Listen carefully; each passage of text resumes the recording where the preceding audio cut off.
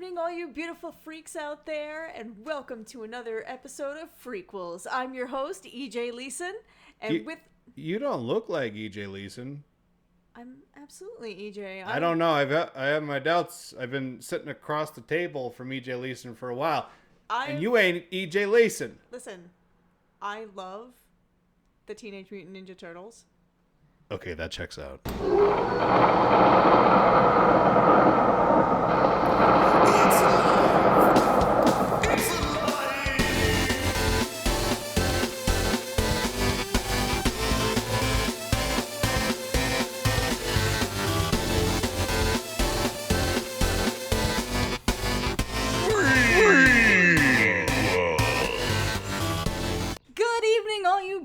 Freaks out there. I am not EJ Leeson. I am actually your host for today, Elle Snow, and I am here with my co-host, as usual, Rory. How you doing, bud? I'm the guy that you wished was sitting out. You want the other guy. No. Well, we got Elle. Yeah. Which is exciting. Is it? Yeah. Okay. For me, for sure. And how fast you were able to just get all this stuff in order so that we could do this. I lock in. I really appreciate it. True story. For those who don't know, go ahead. The reason EJ is not here is I heard from Adrian's girlfriend, longtime friend of the show, Adrian Longhorn. Yes. EJ went to visit Adrian at the hospital, and Adrian bit him. EJ has a good heart. Yeah. And sometimes it gets him into a lot of trouble. Like, for me, I tell him, like, when your friends are down, abandon them. You know what I mean? Just stop talking, cut them off. Like, healthy friends you can keep in your life. Sure, yeah. When they're having, like, even like if they just don't feel happy one day, just don't let it bring you down. Just cut them off. But anyway, this is how zombie outbreaks happen, because there's always that one person who's like, no, I'm fine. And then somebody goes to check on them, and then two zombies. Not me. Yeah. I'm like Shane in The Walking Dead. He's my spirit animal. But yeah, seriously, EJ got bit by Adrian, and it's very upsetting. Yeah. I was very upset to hear it. And then I got bored listening to the details and started doing other things. Yeah. I'm sure it's fine. Adrian was not attacked by a family of raccoons. It was actually a group of roadies. Roadies? Yeah. Rabid Roadies? Yeah. That sounds like a good band. Yeah. Rabid Roadies? I'm into that. And with us today is also a very special guest. We have our friend Justin O'Hearn. How are you, man? Not bad. How are you guys? Pretty good. I'm excited to have you back. Last time you were on the show was when we did the Blair Witch Project. Yeah, it was a lot of fun. I'm glad to be back for sure. I was surprised because I just remember when you were going out the door, you said, never again. And here you are. Well, I've taken enough drugs that I'm able to just process this, and I think it'll be great. I'm kind of blacked out right now, so I really don't know what's going on, so it'll be a fun time. You don't even know that you're on Frequels right now, do you? I really don't. I actually think I'm in Toronto, Canada right now, actually. I'm not?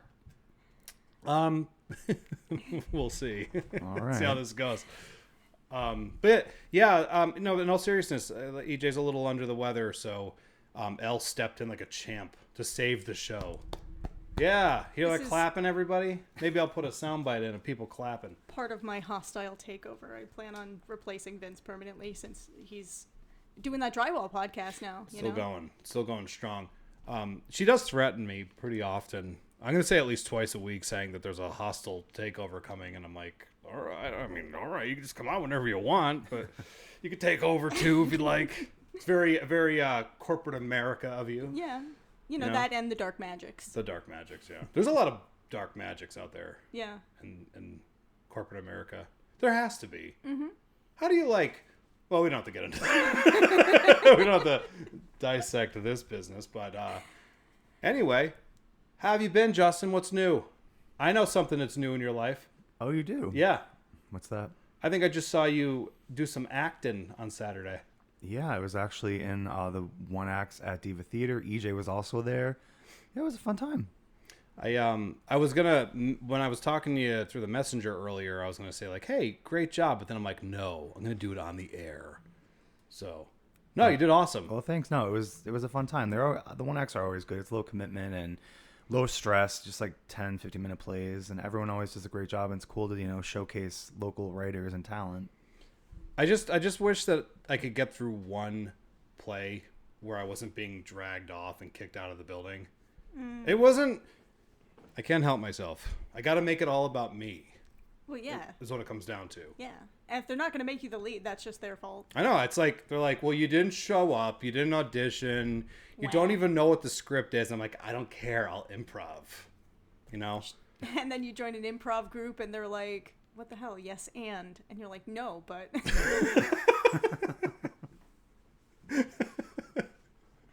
But what is new with you, Elle?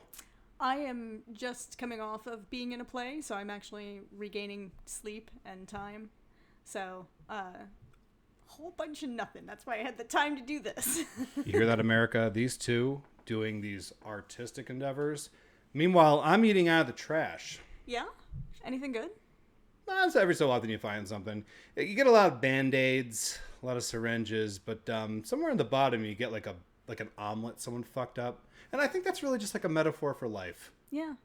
When you really get down to it. I could see that. Yeah. Do you guys see anything new? We'll start with Miss Elle over here. No, I did not see anything, but can I tell you what is on my list of things to rewatch? Ooh, okay. That's a thing. Recently in the news, you may have heard about the passing of Marianne Faithfull. No. Okay.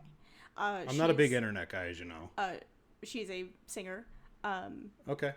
You might know her from that one Metallica song. But like that's what a lot of people know her from. The Turn the Page, the cover. Is she like that? Blah, blah, blah, blah? Yes. Oh, yes, yeah. that one. Is that the right song? I don't know if that's the right song. I don't even know if it is or not. I don't care. What I know her I don't from care. Go ahead. Is there is a wonderful film called The City of Lost Children. It is a French film, and her song is featured on the end credits of that. It's called Who Will Take Your Dreams Away. And so I was replaying that song when I heard the news, and I'm like, I need to watch this movie again. So that is my plan. Which I want to make you watch that movie at some point. I think you would like it. It's by the same director who did Amelie. Okay. Who also did Alien Resurrection. Is that true? I think so. That's amazing. Yeah.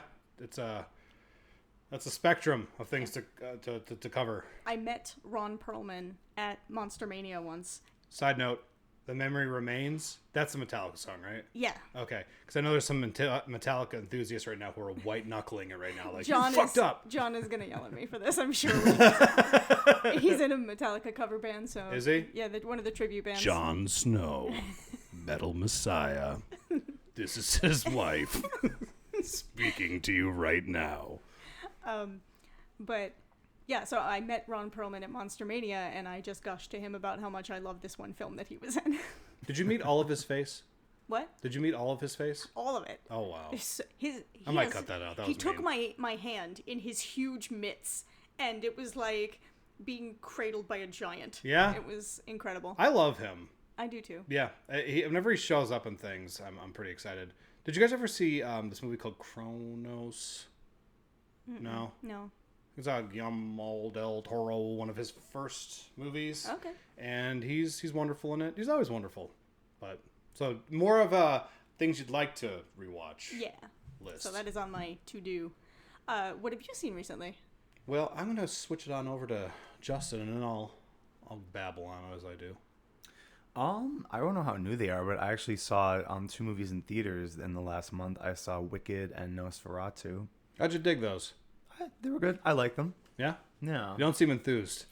No, I mean, I did like them. Like Wicked, I know the show pretty well. I've never seen it on Broadway, but I found a bootleg of the original cast years ago on YouTube when you could find anything on YouTube for free. And I like the show, so I thought they did a good job.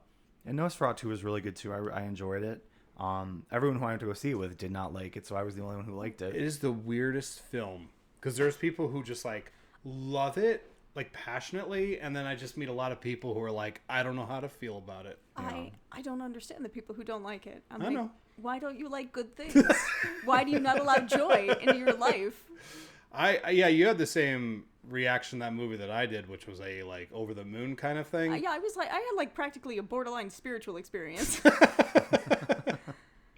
Yeah, it's I mean I know like I've talked about this in like some past episodes, but I know some people were really put off by the mustache, and I just have to say that is a stupid reason for not liking something. Yeah, incredibly so. Because especially since like And most versions of Dracula I've seen, maybe with the exception of the Bram Stoker one, Dracula's always more of like a presence. So it's not even in the fucking movie all that much, Nosferatu.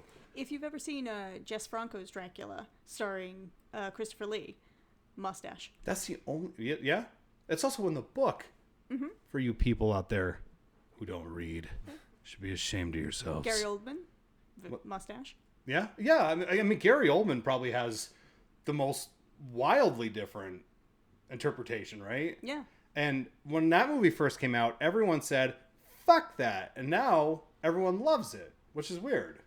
I've always loved that Bram Stoker's Dracula version. I love that movie. Did you ever see that, Justin? Yeah, it's good. I mean, it does go in a different direction from the book, but I feel like Dracula is one of those things that it's been done so many times, so it's, cool to take a different approach to certain things. That is, I think, another problem that I was nervous about when I was going to see Nosferatu, is that I've seen 2 different versions of Nosferatu and about 55,000 different versions of Dracula at this point. Mm-hmm. And you know the story so well, you know the beats. Yeah. And even some of the lines carry over. So I was kind of nervous that I was going to get bored, just kind of sailing through familiar territory. But I think Robert Eggers gave that movie a shot of adrenaline. Yeah, for sure. Like, I love that... some fresh blood, yeah. if you will. But so Wicked was... Yeah, no, Wicked I liked. I like musicals for the most part. Me too. And yeah, it was fun. And no, yeah, like Nosferatu, I really liked... My favorite part is when Nicholas Holt's character was going to the castle and all the part in the castle. I always feel that's the best part of any like Dracula story, though. I just love the vibe and the atmosphere. I always feel like Dracula, not that it's bad, but once they leave the castle, I'm always kind of like, okay... I just wish there was more in the castle. Sure. I thought you were going to hit on something that I actually hit on in one of our episodes. There's a shot of Nicholas Hoult just wandering through the woods, and it's just wide. That is like probably the most beautiful shot I've seen in No, like that whole sequence, and then when the coach comes, it's fantastic. It's great. That's probably my favorite like part of that part, like where he's in the woods and it looks like a painting. Yeah. And then you just see the coach coming. It gets very like dreamlike and eerie. And then he gets to the castle and he gets out, and then you see Orlok standing there, doesn't say anything. Like that whole part, I just thought was great. Yeah, it's very atmospheric. Yeah, I love the atmosphere and like the vibes. And I definitely have said this before as well, but that part where it's Thomas, it's not Jonathan Harker. Thomas, there we go. He's just when he's at the table with Count Orlok, and Count Orlok's just kind of like reading the contract, like, yeah. And you look over at Thomas, and he's just like. Trembling, like that's what I would look like in that situation. You can see his eyes shining with tears because he's that scared. Yeah. Like, appropriate response. The thing too is like not that I feel like not that I disliked the way Orlok looked, but I kind of wish they kept him more hidden a little bit because I feel like that makes it scarier. Sure. Like I always am under like what you don't see is scarier than what you do see, and I think he looks fine. But I don't know. I just think it was creepier when you would only catch like a glimpse of his hand, or you maybe would like see a shadow and like his eye. Like I think that's just so much more frightening to me. But, I think we talked about that in that Blair Witch episode. Like sometimes your imagination is definitely it's more scary than what they show you. Because I think that's the thing. People are like, oh, the mustache. Even though they were basing his look off, I think I read of like a Hungarian, like what a Hungarian count would have looked like back in the 15 or 1600s. And for the record, America, do you know how hard it is for a vampire to shave? They can't look in the fucking mirror. Yeah. What is he doing? He's just feeling around. Yeah, no, it's definitely difficult for them, so I can understand why he did not shave. That'd be funny if he thought he shaved, and Thomas shows up and like one side, it's like one side of the mustache is real long. Anyway, when the minute that's on Blu-ray, I'm going to call you, and we're going to do a Nosferatu episode for that version. Oh, my God, yeah. America's demanding it. I'm demanding it. Yeah. My Frequels podcast at gmail.com inbox is flooding with people saying, talk more about Nosferatu. And I'm like, I'm going to talk about movies you've never heard of and do myself a favor because those are always very popular episodes. It's funny because we do like a Terrifier 3, and the numbers on that episode are like huge. And then you do something like Reanimator and it plummets a bit. Mm-hmm. It's interesting to see like how popularity works within movies. That's cool. Did you see anything else? That's pretty much it as far as movies go. I saw some. What'd you say? So, going into this thing I've been doing lately with Becca, revisiting Jim Carrey movies that I'm fairly certain I misjudged as a youth. I watched The Truman Show. Oh, okay. Do you ever see that movie? It's really wonderful. It's a really good watch. And then you while you're watching it, you're realizing that they're saying a lot about the world in which we live in, and it's great. You said you didn't see it? I have seen it. Oh, you have seen it. Okay. It's been a while though. Like Yeah. I saw it like closer to the time it came out. Sure. So I would love to revisit it in this post like reality TV world to see like what has changed and how much of it still rings true. See, for me, like I don't think I've ever actually seen this movie. Like I think I've seen sections of it. Right. And watching it as a whole, I'm just like, wow, this is actually like great. You know, I still think my favorite Jim Carrey movie is Eternal Sunshine of the Spotless Mind, but that's like That's a good one. top tier for me. I definitely interpreted him wrong as a child because I'm watching all of his movies now and I'm just getting a lot of joy out of it. I think he's brilliant. His movements, his facial expressions, like I think we talked about in the Once Bitten episode where you could just throw him into like a silent movie and he would be right at home. Mm-hmm. He's just so expressive. I had to watch Goodfellas for Dave Gonzalez's podcast. If you guys want to check that episode out, you can look it up under Real Chronicles, and you can listen to me really bring the quality of the episode down. These guys are just like spitting out facts and dates and knowledge, and I'm just like, anybody else hungry for a cheese sandwich? Did you know there's a restaurant that sells pizza called Goodfellas? It's near me. Hey, how come in Goodfellas there's not a lot of animal representation? You know, that's me making fun of myself because I like animals. At least Godfather had the horse head. Yeah. It's sad, but I know that horse got paid well. They gave him a big bucket of carrots. My first job I ever acted in, I didn't get carrots. I got molested. But I also went and got fully caught up on Dexter Original Sin.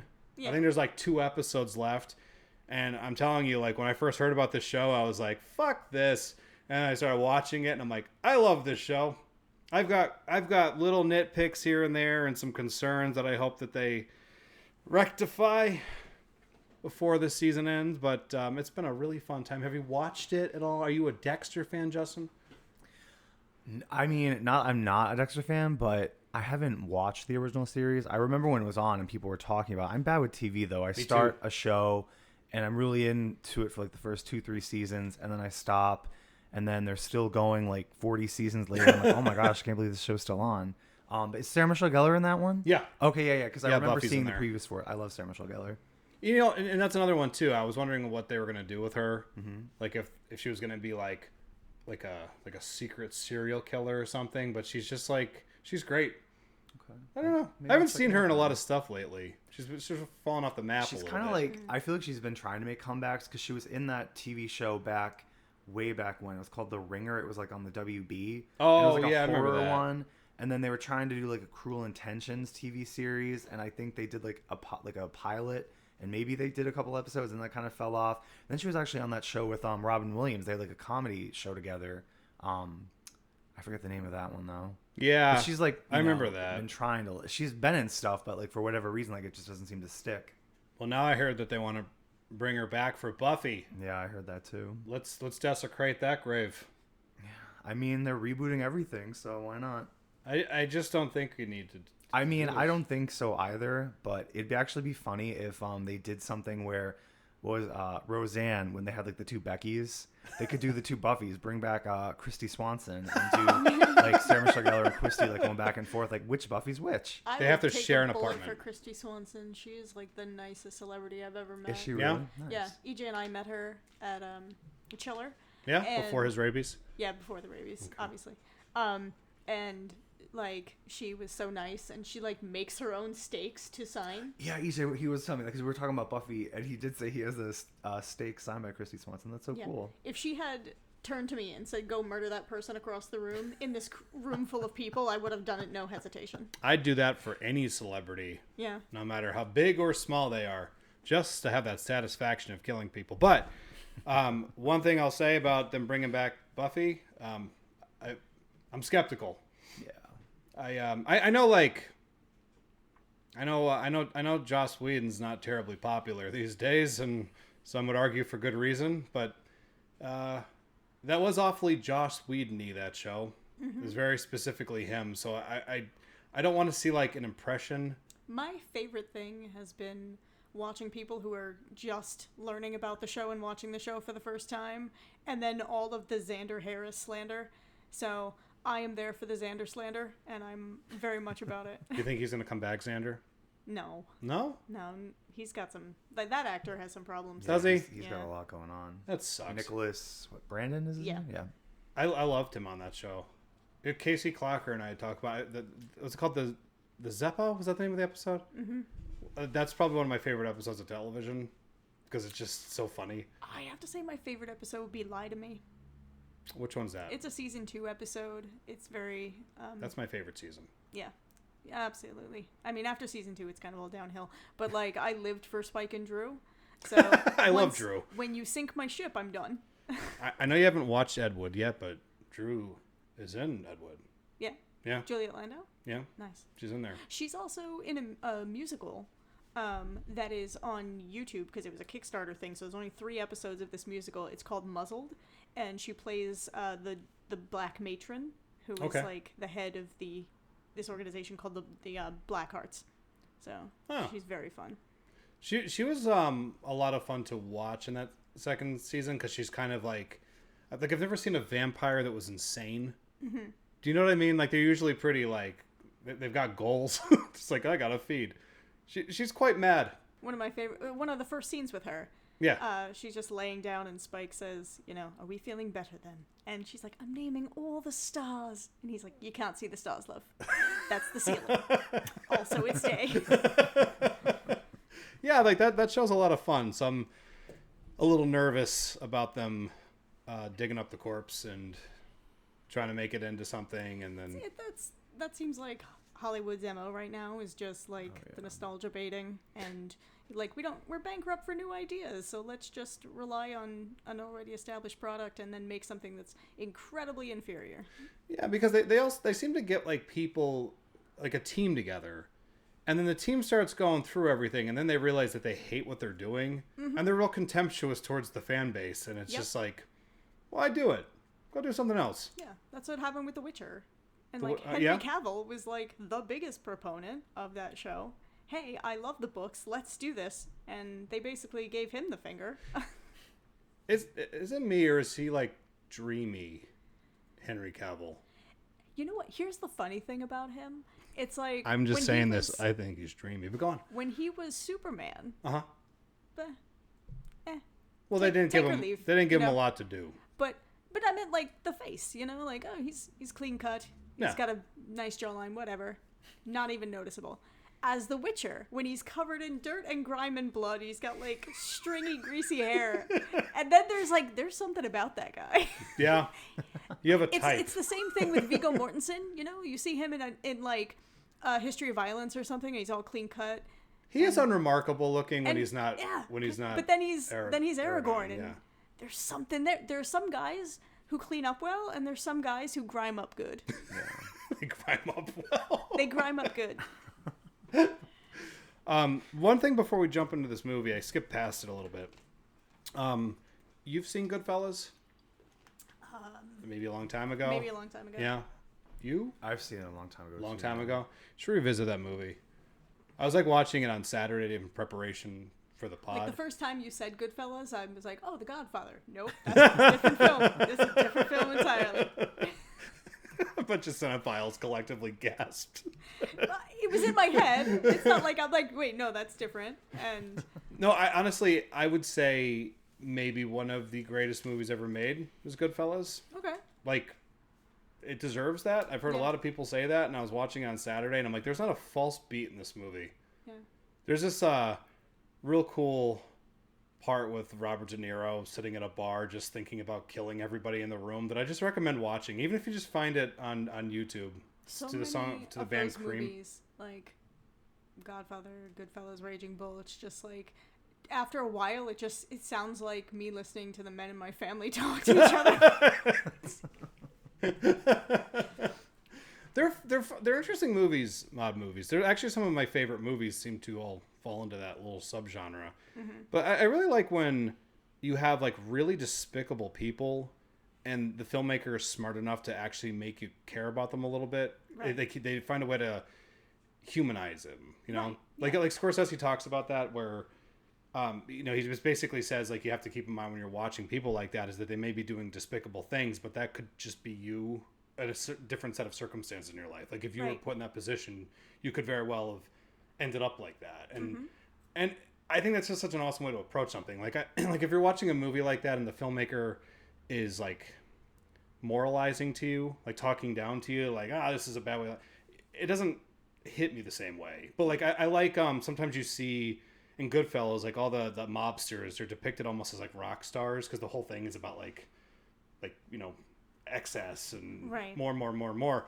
Periodically, Scorsese will cut to the children watching this stuff, and they all just look like scared or like lonely, and it really just hits you like, oh fuck, like There's other people affected by yeah, it. and I'm like, man, goddamn Martin Scorsese. I'm just gonna like. Day that guy passes away, I'm just gonna fall off the map for like 6 months, you know, and just disappear into a cellar and cry, like I do every so often. I cry in my basement. You need those days. Yeah. I can't cry if I'm not in a basement. I'm just saying. You guys are looking at me like. No, we all have basement cries. This Okay, is good. not- All right, I thought you were judging me. I was No. like, you I'm gotta see my yeah, this is basement. all... I got a crying bucket. I got tissues. I got a swinging light bulb. As long as you're Gotta prepared. get a sound system in there so you could play the saddest songs that make you cry even harder. It's just, Yeah, like the saddest movie scenes, like replaying on a loop. it's just Marley and me. Oh, no. Yeah, no. Marley and me is my saw trap. Like if Jigsaw was like wanted to torture me, he would just put that fucking movie on because I don't like the end of that movie at all. Makes me want to cry. We don't have to talk about that. Hey, what the fuck are we doing here today? I think we're gonna watch a movie. We're gonna watch one or talk about it or do something with it. Yeah. Just rip it apart. I don't know. We'll see. We'll see what happens. What are we talking about? I was debating if I'm gonna lie and just be like, we're watching Dracula Sucks. That's what America wants right there. No. It's coming. Well, Yeah. I'm sorry. I believe there is a theme that we are going for. There is. Do you What want is to the- explain what the theme is? No, or you go ahead. So Please, by all means. yes, as as EJ once said, it's Valentine's Day month, and and what we're doing right now is we are continuing the theme of all horror films that have like a love theme, whether it's a good or bad outcome. We're not going to tell you, but it's all Valentine's Day or just love themed Yeah. stuff, Hearts. movies, Emotions. captured at 24 frames a second. That's the theme, and if you don't understand it, that's your problem. But go on. Okay, so today's film, we're watching My Bloody Valentine. 3D. 3D. So, not to be confused, everybody, there was an episode that we did last year for Valentine's Day called My Bloody Valentine, but that was the original. Mm-hmm. This is actually like a remake that I saw in the theater. I didn't hate it because it's just trash and it's fun. It is fun. Yeah. Just don't take it too seriously. I feel like I did miss some context because I have not seen the original. There's no context to be Oh, had. okay. You saw it all. All right. This is what The you have. original, they are different though. I mean, they did change things, but I mean, yeah, no, it's Central concept. yeah, Guy in a coal mining outfit just killing people. yeah, in like a small town, and yeah, This one, it was sort of like the original one was sort of trying to maybe be in the realm of like a Friday the 13th. yeah. It was built. They played up the legend more in the original, like the Legend of Harry Warden, and like yeah, they were kind of I think going for that Friday the 13th like Yeah. campfire story vibe a little bit. They wanted that sweet, sweet slasher money. This one, it was like, we're going to take a 1980s slasher film and smash it together with a CW show. Oh yeah, like 'Cause it all has those that vibe. 2000s like remakes of especially slasher movies, Prom Night and friggin' Black Christmas, all of them like cast all the hot people and just killed him. That's how it was. Yeah, they would stick like an actor in there that you were pretty familiar with. Like in this one, do you get like, was it Jensen Ackles? Is that his name? Yeah, Daddy Jensen. I knew his name. I was just trying to sound a certain way. But that guy, right? Yeah, that guy. I remembered him from Days of Our Lives. And Kerr Smith, who was in Dawson's Creek, right? Was he? I think so. That I mean, was I've the never show. seen that show, but everyone swears I'd love it. I think it was Dawson's Creek because he played, I think, the gay character, the one who came out, and it was like a big deal. Wait, Let me which Google character is this. he? I've never seen the show, but I know people. No, see no, it, I but mean like know in My Bloody Valentine. Who he was the Axel, the Okay. cop, deputy, sheriff. Sheriff. He was name deputy- should have been Asshole. I'm just Let saying. me just like fact check this. I'm pretty sure he was on that show. 'Cause Everyone he was tells in the, me he was in the Final Destination movies too, Chris Smith. Right? Oh, that's right, he was. Everyone tells me that I would love I Dawson's just Creek. googled his name. He's actually from Exton, PA, wherever that is. Oh, really? Yeah. We hate that place. Yeah, no, he was on Actually, we Dawson's Creek. unfollow our Jack Exton followers. We somehow managed to unfollow you. That guy, yeah, Dawson's Creek. I remember there was a period of time where everybody kept telling me to watch it because they said I'd like it because Kevin Williamson wrote it, who did like the first 1, 2, 4 for Scream. Yeah. Hey, real quick, before we jump into this, did you hear that Scream news? Like they're bringing back everybody. How do you feel about that, Justin? I know you're a Scream buff. Yeah, no. I mean, actually, there's a fun Scream connection with this movie we'll get into, but I mean, we'll see how it goes. I think they might be trying to do like there was the Cult of Ghostface they were going to do initially for Scream 3. Yeah. So I'm thinking they might be trying to go in that direction, especially because Kevin Williamson he's writing and I think directing, right? Yeah. Yeah, so he might be trying to like bring that idea back. But I'm curious to know like because they are bringing up Matthew Lillard and Scott Foley. I heard rumblings of Emma Roberts. So I'm wondering if they're like gonna maybe. I actually read a cool theory that somebody's saying they might be doing something where like somebody does like AI and like has them all back as AI to like mess with Sydney.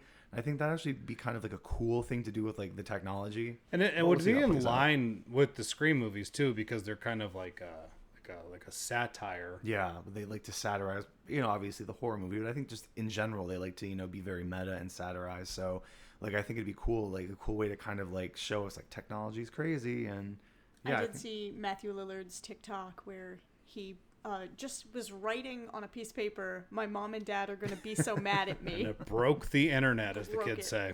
That's funny. Yeah, that's another one where I'm just like, I think we covered Scream 3 a while back, and I was saying, man, I really wish this series ended here. I mean, I kind of do too, but like I like 4. Me It's too. fun.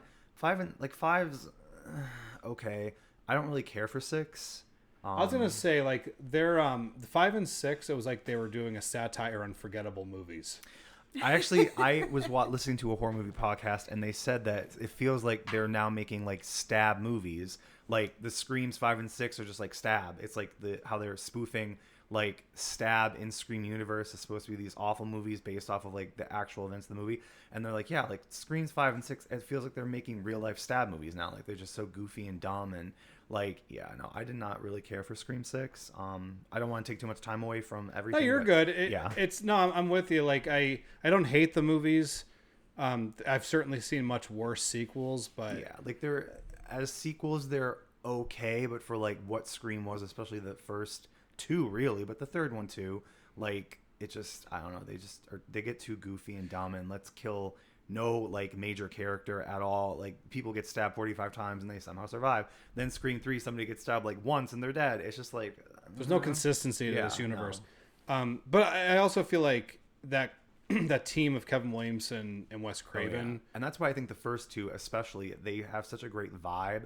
They just feel like a continuation. Like Scream 3, because Kevin Williamson, he wrote like the outline, Yeah, it was then like he a had to treatment. leave, and then Aaron Kruger came in and like did a lot of the writing.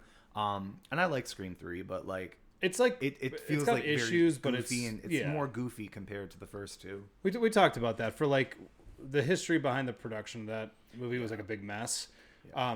So for what they had working against them, I think it came out pretty good. Yeah. But I liked 4, Yeah, 4 was fun. except that weird filter that's over it. Oh yeah, the glossy, What like the weird, fuck is like that? yeah, it was very bizarre. I don't know what. I think they were maybe trying to poke fun at because like the remakes of like this one as well, like they all have that very glossy look, And I read somewhere they were intentionally making it look like that to kind of poke fun at, like, because Scream 4 was, like, poking fun at, like, the remakes and the reboot craze of, like, the 2000s.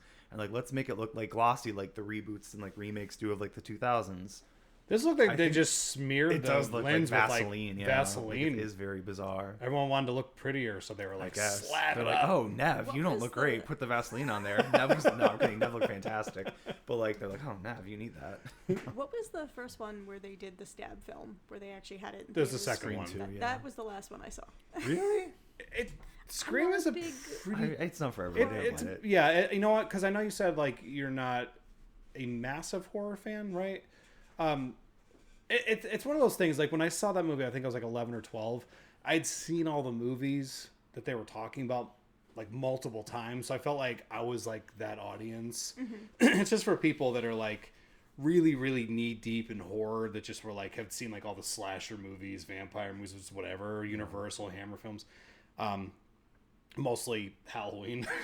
Yeah. But, yeah, I don't know. Maybe it just didn't click the same way. But when I was a kid, I was like, this movie's fucking talking directly to me. And then when I met EJ, he more or less said the same exact thing. And I'm like, I think I'm onto something. It's us weirdos who didn't have much of a social life for a while. But anyway, we're talking about My Bloody Valentine. 3D. 3D. John was like, oh, I have that movie on Blu-ray if you need it.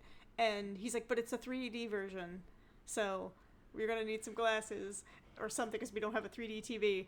And I was looking at our collection. I'm like, John, we don't have it. He's like, oh, I think I got rid of it because I had no way to watch it because we don't have any 3D glasses.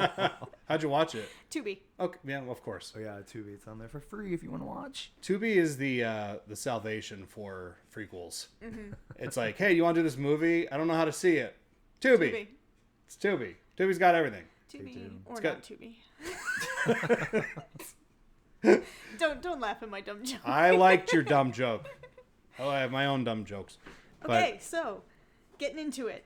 This movie opens with a recap of the Tunnel 5 Harriger movie mine collapse, in which 6 people were trapped on Valentine's Day. The mine owner's son Tom was questioned as public outcry grew over the accident. Harry Warden was the sole survivor, and the other miners, it is revealed, were killed with a pickaxe. Harry remains in a coma. Or does he? So, before we blow too far past it, the opening credits letting you know that this was probably filmed in 3D. Yeah. It is wild. But all that really matters is that at one point you see the most glorious name ever, Tom Atkins. Yeah, Tom In my Atkins. notes, I got an exclamation point after, Tom Atkins. That's a true story, because I love him. Harry awakens after a memory of Tom's negligence, and a fellow patient is his first victim. Cops arrive. How did you feel about that bloodbath? Did you like it? No? I appreciated the artful placing of all the blood. Because what I have here is cops arrive, strolling through the opening credits to find a massacre of butchered patients and staff. So I appreciated, like, how there were, like, body parts and some bodies, and, like, at one point there's, like, half a torso on one of the gurneys. Yeah, I noticed that too. Do you feel like there was maybe a couple scenes missing here? That they were Possibly. probably like, we got to cut this out, otherwise we're going for a wild X rating. Probably. I feel like that happens a lot with, like, slashers. They maybe filmed some stuff and, like, oh, we got to get rid of it. Or They're like, like- the MPA was like, nope, get rid of it. We can't show it happening. We can only let you show the aftermath. grisly aftermath. Yeah, we can't show it happening. Come on. It felt a little like Hollywood Horror Nights a little bit too when they were walking through. And it was like Like just, Reaper's the- Revenge? Yeah, like just the bodies laying everywhere. Like, oh, it's like a haunted like attraction. You don't think there was like at least somebody in that hospital that was just kind of like, at least the morgue's only downstairs. Yeah, they're like, oh, It's a lot of bodies. yeah, they're probably relieved. Like, we don't gotta take it too far. Yeah, that's what I would be thinking. But I'm a lazy worker. I sleep on the job mostly. A heart is drawn on the wall in blood, and a body seems to have had its heart pulled out. I like how that last scene is just the sheriff with, like, the heart around his face. It's like, like, it was very sitcom-y almost. Yeah. Kids are partying at the abandoned mine, like you do. Second time I put and an exclamation point. This is for the early 2000s blew up all over this movie. Yes. It did, yeah. Holy shit, those kids all look like people I tried to avoid in the early 2000s. I know, and this was supposed to be, I think, in the 90s though, because it was supposed to be like 10 years later, but I think this was supposed to be like late 90s. But they did look very, Yeah, they not didn't look like the 90s. right decade. Yeah, If they were supposed to look like they were in the 90s, they'd be wearing like Pearl Jam shirts, or like they'd all look like either Monica or Rachel from Friends. yeah. And none of them did. No, that's true. Nobody did. They all looked like 2008, very 2008. Yeah. Wait a minute. Is this because it says 10 years later? Yeah. So No, are we haven't hit the 10 years later yet. But when we get there, so is this saying that this movie was supposed to take place 10 years, like this scene was supposed to be 10 years ago? Or are we Yes. saying that we shoot ahead 10 years into the future? So it'd be like 2018. It was supposed to be 10 years. So the opening was supposed to be in, I think, like 97 or 98. And then the movie, like proper, was supposed to be 10 years later. So 2007, 2008. The movie was released in 2009. So somewhere in the late 90s, shooting to the late 2000s was kind of like what they were going for, I guess. I could have done my own homework. I just wanted you to do it. Thank you. Of course. So kids are partying at the abandoned mine, like you do, and Tom pulls up in his Ford. Tom, gets a pep talk from his girlfriend before heading back to the car to get beer. She heads into the mine, and after her jerk friend scares her, he gets immediately killed. She stumbles away over 3 more dead bodies. So there's like a part where the one kid's like wandering through the mines, and the kids, they're all like hiding behind a wall that the miners should see. Oh, yeah. And then he's like, come on, man, you're scaring me. And then, like, he's like, this. Yeah, I remember that part. And But the one kid, when he like blows up their spot, he like walks in, he keeps calling out Jason. Yeah. I wanted the miner to turn around and be like, nope, just a cheap knockoff. I know. I wonder if that was intentional, having him call for Jason. Especially because Jared Padalecki was in the Friday the 13th reboot the same year. A couple months later, right? Yeah. Also, speaking of Jensen Ackles, my notes say, it's handsome Jensen Ackles. There's a lot of ahs in my notes. Yeah. But go on. I like how they had them playing like the teenage versions, like the 27-year-old Jensen Ackles being like 17. It was great. He might have been older. It might have been like in his 30s at that point, though. The sight limitations on that gas mask prove useful, as she is able to successfully hide against a wall with 2 other friends. 2 more kids are murdered before Sarah runs into Tom. 3 kids make it to the car, but Tom is hooked by the axe. Tom watches his friends drive away with Harry's pickaxe in the windshield, but luckily he has a spare, so Tom escapes to tunnel number 5. It's funny, like the beginning of this movie, it doesn't really waste any time. Because like I feel like the movie starts and you feel like you're in like the midpoint of like the second act. Mm-hmm. But this is all backstory that arguably could have been told by somebody. I feel like this whole opening is like, that could have been a whole movie. Yeah. It kind of feels too like the Friday the 13th remake, because the first 20 minutes of that is like, you could just have that have been the movie. Cause then, oh, sure. Yeah, so... Yeah, no. I like too, like you were talking about that guy who was calling out to his friend, and then like after he realizes it, he runs and he like hits his freaking head on the wood and he falls down, and then the miner gets him. It's like, he deserved that. And then like the girl who comes running, because like there's that girl, like he's fighting with the kids, and then he gets the shovel and the girl's like, ah, like try to run by, and he like hits her with the shovel, and it's like the effect of her like face falling off, like have her face falling off. Yeah, it's pretty awesome. Yeah, there's some pretty good like effects in this. It's very clear which parts were supposed to be 3D. Yeah. It's like, did you ever see Friday the 13th Part 3? Yeah, 3D. Yeah. Whenever The they're yo-yo, like, the yo-yo, or like they just have like a pole and they just kind of he drift it shoots right the in front of arrow the at lens. Vera and it goes right to the screen. Yeah, I like the 3D efforts in the horror genre. Yeah, it's fun. They're not always successful. No, but it's a fun time. Sometimes it's actually detrimental to future releases. Like, did you ever see Saw 7 or Saw 3D? No, I have not. So like, they had a lot of blood in that movie, obviously. Mm-hmm. So to make it look red in the 3D release, they had to use like this weird pinkish color, but then they didn't correct it for all the for like the Blu-rays and stuff. So all the blood in Saw 7 looks so weird. Like, it looks pink. Really? And awful. Hmm. I don't know. That's Wasn't the interesting. strongest entry. But yeah. Anyway. The cops arrive, shooting Harry 5 times and missing him several more before he runs deeper into the mines. Yep. That's actually out of the first one. Yeah. Yeah, he just kind of runs into and deep into the mines. I think he yells something. He's like, "See you next year," or something. Oh, at like, the very end of the very end, or is it? Yeah. Yeah. He's like, "Sarah, be my bloody Valentine." Yeah, he got his little. Yeah, he giggle. gives like the Joker laugh a little bit, you know. It'd be funny if he walked back. He's like, "Can I do like my walk away line one more time? Can I try something else?" I feel like I want to do something else. Yeah. I do have a question. These kids wanting to party in the mine. That's weird. It is weird. I don't know why the mine would be like the cool. I mean, I guess it's just supposed to be like a very small town. That's what they're going for. And I guess there's Can't party in the woods or there's something. no train tracks to hang out on, so go hang out at the mine. I feel like there's at least like someone's house. Yeah. There's Or- always the lure of kids to abandoned places, like because it's like, where are the cops not gonna be? But they're not abandoned. No one's though. gonna- That's no- like yeah. a working like mine. Well, Tom is the owner, so I mean, the owner's that's son. true. So, so they probably figure we they're can like, get oh, away he's with our it. friend. He'll let us party here, and then they One want of our friends- no noise ordinances at the mine. Yeah. One of our friends ODs. We'll That look does the seem other like way. a really big a lawsuit waiting to happen though. Like going in, like hanging out outside the mine is one thing, but then going into the mine to party, like that's pretty crazy to me. Drunk teens and like running around in a mine, no. We're gonna write to Todd Farmer, who's the writer of this movie. You might also know him as the writer from Jason X. Oh, okay. So he's written some classics. Yeah, he's also the scumbag truck driver in this movie. Yeah, the one who is with Irene. That whole scene, I can't wait till we talk about it. I know. 'Cause it's just Somewhere he's wild. just like, how can I put a coal mine in space? Yeah. That's his Bloody sequel. Valentine in We've space. established him in the mines. Now we need him in space. He's got his own fucking helmet and everything. Actually, I'd be into that movie. Yeah. That'd be kind of cool. I'm just saying. Anyway.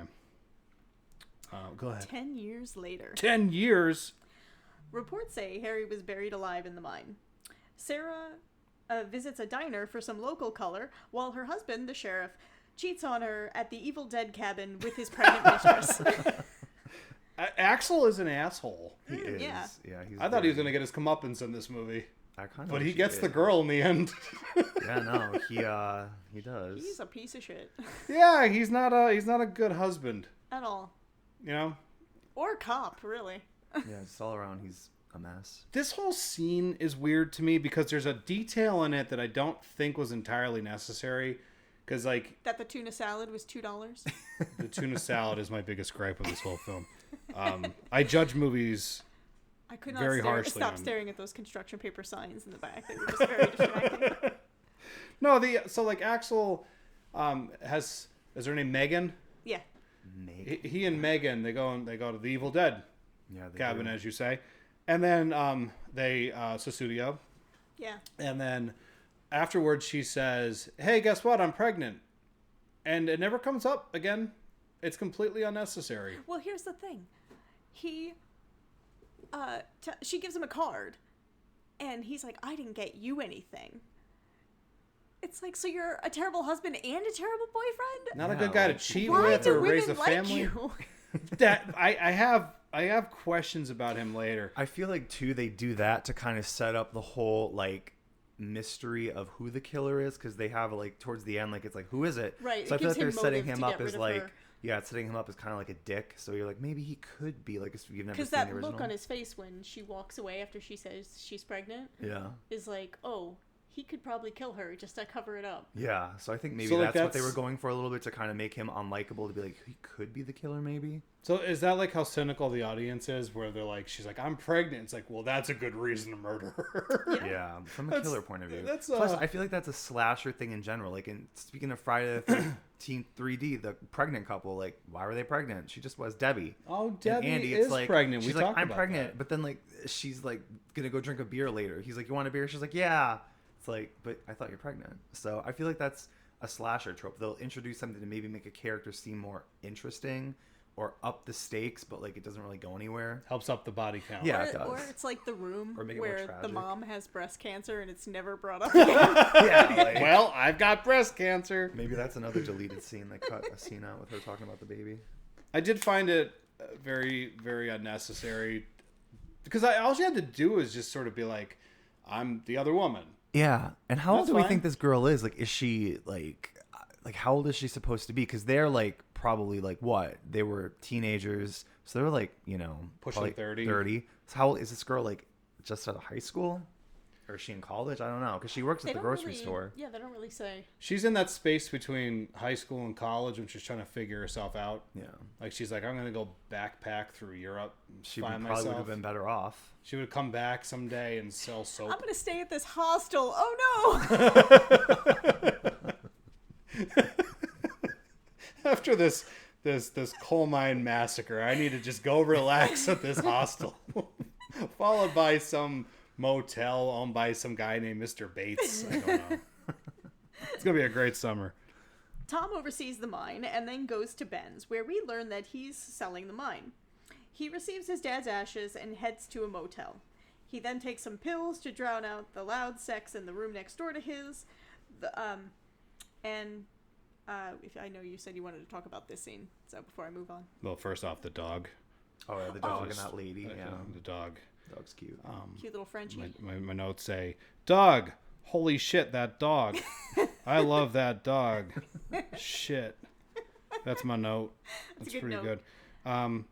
Yeah, this whole scene, like, you know, obviously you see Tom. His name's Tom, right? Yes. Yeah, I should know Dean. this. Dean Winchester. Dean Winchester goes to his room, and then for like 10 minutes, this movie feels like it's a different movie. Yeah. It does, yeah. It gets real like the coal miner does show up, and it kind of goes back to being what it is. But that exchange between Lady and Irene and truck driver Frank. See, you know all the names. I wrote them down. I should have written their names down rather than snarky comments. But yeah, they're like that whole thing where they have sex, and he's like, "Hey, baby, I was videotaping it," and she's like, "Hey, give me the videotape back. It's not like I walk around outside completely naked. I have shy." in my notes, to be honest, if I look like her, I'd have no problem walking around naked. I was actually reading, like, I was looking up stuff about the movie, and they were saying that originally, she was supposed to put like a sheet on to run after him, and then the rest of the scene she would have been wearing a sheet, and they were trying it, but it wasn't working. And then she herself, the actress's name was Betsy Rue. She's like, I'll just not use the sheet. And she was like, they're like, are you sure? And she's like, yeah, it's fine. So she like got rid of the sheet, and she just did the whole thing like completely naked. Well, she had her heels on. You got to. Yeah. It kind of gives her like a badass quality. I know. I kind of was hoping for more of like a chase scene with her, because I love a good chase scene in like a slasher movie, and I was really hoping for like a little bit more of like a chase.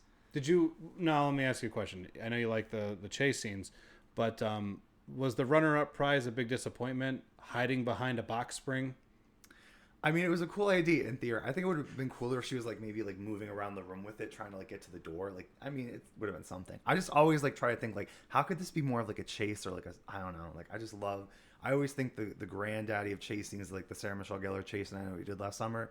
Or That's a even good the one. Wendy chase in the original Prom Night is great too. Halloween. Yeah, I mean, Halloween, Marilyn Burns and the Texas Chainsaw. Scream's got a good one. Scream, the first couple Screams have good ones. And that's the thing too, like about the Scream franchise, like one of the main things I loved about the movies, especially the first couple, is like I always loved how the characters who like don't survive like fought back. Like in the first one you have like Drew Barrymore as Casey fighting back, and Rose McGowan, who I love, as Tatum fighting back. And like I feel like that kind of gives the movie a little bit more realism. Like, you know, characters aren't just gonna stand there and go, ah, which I feel like you see in a lot of, you know, slash movies. And then Scream 2, like Sarah Michelle Gellar fights back when she's running up the stairs, and then up the stairs and up the stairs and up the stairs. I don't know. I just always want the characters to, like, you know, have a chase scene. Sure. There's a series on TikTok called that's people in horror movies doing everything except leaving the house, and it's from the angle of the killer, and you see the person running and screaming, and she's like, no, and as she's running away, she like waters her plants, she folds some laundry, she's I've seen that. Or like she'll see like a knife and she'll put down like a napkin at them. Like, I've seen that. Yeah. The bit with the roller skates, like she puts on roller skates, spins around, falls out of them, and then she'll open the fridge and pull out this stack and be eating it. Like, oh, I should be running. I know, they're funny. This whole scene, it's just up until the coal miner returns, it just seemed a little like Yeah, especially because like she's not like we're introduced to this character in the beginning, but she's kind of like not presented as like it's obviously the two guys and Sarah are like Stone is like and she's like dating Axel, but like I love how when they're running and Axel falls, you could see Irene just keep going. She's like, I'm out. Because like he wouldn't take a pic because they take the picture in the beginning of and then she's like, take the picture of us, and he's like, no. And she's like, why don't you take a picture of us? So maybe she's like, well, this is karma for not taking a picture with me, bitch. And she keeps running as he like is left there to die. And then Sarah goes back for him. But yeah, maybe because like she's like presented as we're introduced to her, but she's not like seen as like one of the main people in the movie. I don't know. She likes looking at herself in the mirror when she does. Yeah, I liked her character. I thought she seemed fun. I kind of wish we got more of her. I always like like the fun, like I don't want to say like the bitchy character, but like the slasher tropes of like the sassy girl, the girl who's like more promiscuous. I always like those characters. I just feel like they're so much more fun than like the boring final girl. Usually, especially one that keeps the heels on. No, she looked great. She kept the heels on. She had her gun. She was ready to take this guy down. Yeah, like she was taking matters into her own hands. She was like an action heroine from like a 70s like movie coming out exploitation. Yeah, movie like I loved it. Yeah, but hey, one big problem I have with this whole sequence though, the lady with the dog. Bullshit on that. The poor dog. Bullshit, Todd Farmer. You should have wrote that out so that she goes in and she's like, oh my god, my dog, and she picks the dog up and then they're fine because I felt bad for her. Yeah, no, that was sad. I don't know. But anyway, let's move on. Irene chases Frank out into the parking lot, and where he's killed by Harry, presumably. She runs to hide under the bed, but he kills the motel manager and then her. Good stuff. Yeah, definitely pretty good set piece. I wrote that presumably in there just because I'm like, I had my doubts. I'm like, oh, I don't think it's Harry. I don't think it's him. No, it's well, we'll get to that. So later on, Tom chats with Sarah, finding out that she's married. Oh, wait, I'm sorry. I mean, it must have been late when I was writing these notes. I was kind of hoping that when we'll just do quotey fingers, Harry Warden, when he killed Frank. That's his name? Yeah. The trucker, yeah. If she's just like, oh, thanks, and then he just like takes the camera and yeah. closes the truck and drives off. That would have been funny. Anyway. So Tom chats with Sarah, finding out that she's married, and her last name is now Palmer. And my stupid note was, is she related to Laura? Axel watches the tape and sees Harry, the minor. Meanwhile, he gets a Valentine containing a human heart. Probably Irene's. I like that they put her in the heart-shaped tub that was in the motel. Oh, yeah. Gotta keep on brand. Hollowed her out. Yeah. It's good stuff. Some old-timers at the bar are recounting the earlier scene, and a tussle breaks out when Tom arrives. The previous sheriff breaks it up, and Tom storms out. So, I wanted Tom to just start wailing on that old man. Mm-hmm. That would have been great. Like, took a swing at him, just beats the shit out of this old man. Yeah, like, the guy's like trying to crawl away, and he's pulling him back and stepping like on. a bar stool. Yeah, no. No, I mean, I kind of feel like bad for. I feel like that too, because like they're setting up Axel as like this douche and trying to like make Tom sympathetic. Because like, why are they blaming him? Like, like for the massacre that happened 10 years ago. Well, like, I think they're pissed off because the mine's closing. Like, yeah, but then you came to close the mines. But then they were like, I thought the old guy had a line or like, you brought this 10 years ago, now you're bringing it back. But it's like, what did he do 10 years ago? Like, well, it's really quick, but apparently someone was supposed to bleed the line in Tunnel 5 to get the gas out, and he did not do that correctly, and that caused the cave-in that trapped them all down there with Harry to begin with. Oh. Right. Okay, then that makes a little more sense. But still, I mean, he was like a kid. It's not like he was like, I don't know. I mean, I could see why like people always have to have like somebody to blame or somebody to hate on. But it's just Plus, they're drunk old men. So what are you gonna do? Plus, I mean, there's like thing of like the survivor's guilt. Yeah. So like a bunch of people died, but he didn't. Yeah. So no one else wanted Tom to punch that old man in the face, and then because it's 3D, his dentures just fly at the camera. That was a missed opportunity for incredible. sure. See, that's why you gotta have me on set, Todd Farmer. Give you some good visual gags. Sarah and Axel argue about Tom, and in the footage from the tape, we see as Tom walks by in the background. With a video camera, too. No, I'm just kidding. Tom then jump scares Sarah, and they talk of him finding his way. Is this at the register? Yeah. Why does she look like she's getting electrocuted when she's talking to him? It's like, you left me. Down here. It's like, oh, Tom. You didn't even say goodbye. You see, actors make choices sometimes. That was the wrong one. Yeah. I was really distracted by that whole scene because like Jensen Ackles was doing his best with the material that was given to him, and she looked like I don't know what was going on. Mm-hmm. She was electrocuted. Yeah, maybe she was just having an off day. I think she just was like, I think I'm supposed to be very like worked sad up and like she was mad. Well, the guy who directed this movie, Patrick Lussier, he actually was the editor for the first three Scream films, and he did a bunch of Wes Cravens. He did New Nightmare, he did Red Eye, he did Cursed. He did like a bunch of editing for Wes Craven's films in like the 90s and 2000s. I really like Red Eye. Yeah, Red Eye is great. There's like there's like a Scream sort of energy to a some little of this. bit. Like, that's kind of the like story, not so much. It's not like like as good as like a Scream movie, but like the rhythm of some of this stuff plays like that. So he learns stuff. Yeah, no, there is like a little bit of a Scream energy. I think that's just too like that post, modern slasher that because I feel like these movies are, remaking these movies from like primarily the 80s, but that they're kind of putting that like post Scream spin on them, trying to make them meta but not too meta. One that I think really stands out too is the House of Wax remake from with Paris Hilton, where that's basically like the Texas Chainsaw Massacre and The Hills Have Eyes blended together, and they just call it the House of Wax. Yeah, I remember I saw that in the theater. Yeah, the other thing I remember is that when Paris Hilton died, my whole theater like just lit up and were clapping and stuff. I remember that was the like, big selling point. They were like, "Come see Paris die!" Like that was the whole thing. Like that was like the big marketing for the movie. Weird marketing. Yeah, I think because it was like the height of everyone hating her because she was, rich. I guess. I don't know. I think that whole time period was kind of weird. The 2000s was a weird time. It was a very strange period of time. Yeah, it definitely was. This movie is evidence of that. So back at the mine, Tom goes to talk to Ben, but he gets locked into a caged area by a miner. The miner goes after Red, who holds his own for a while, but dies before more miners arrive. This was a cheat. This whole sequence, what it all adds up to in the end. Mm-hmm. Yeah. I think this is like lazy storytelling, but that's my own opinion. No, I could see that. Like, I feel that should have had a better payoff. It's just like, okay, like if you're making it a mystery, don't make something so specific. Like he's locked in a cage and then the miner is killing a guy and he's watching. It just doesn't add. It doesn't track for me. But whatever. I think it would have been at the very least a little bit better if they went down there and like the guy was dead and like Tom was all like, oh, I don't know, the miner did it, and you're like, did he do it? Create a little bit of mystery or something, but they have to show you something that doesn't track later. Yeah.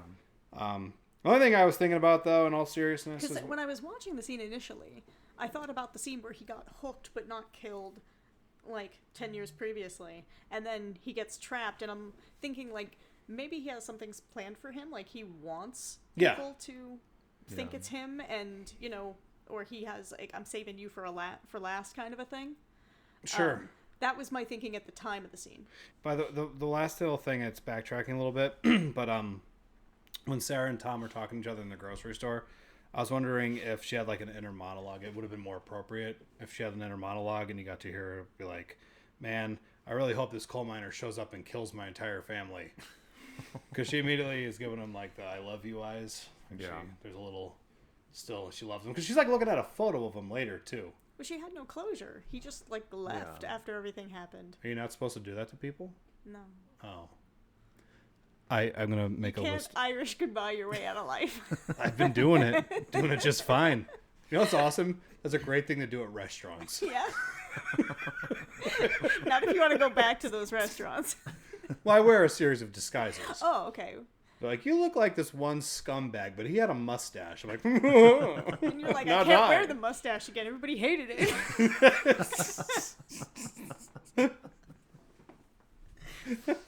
That was a callback. So, Tom explains what happened at the hospital to Sarah and Ben. Says he's not selling the mine. Axel shows up and makes a macho claim on her. Axel says that the previous sheriff covered up Harry's murder, and they head to the woods to find the body.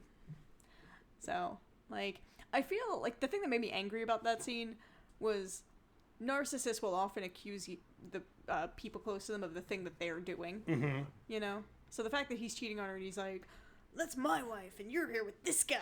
He's like, you mean my wife I have sex with? Because he says that.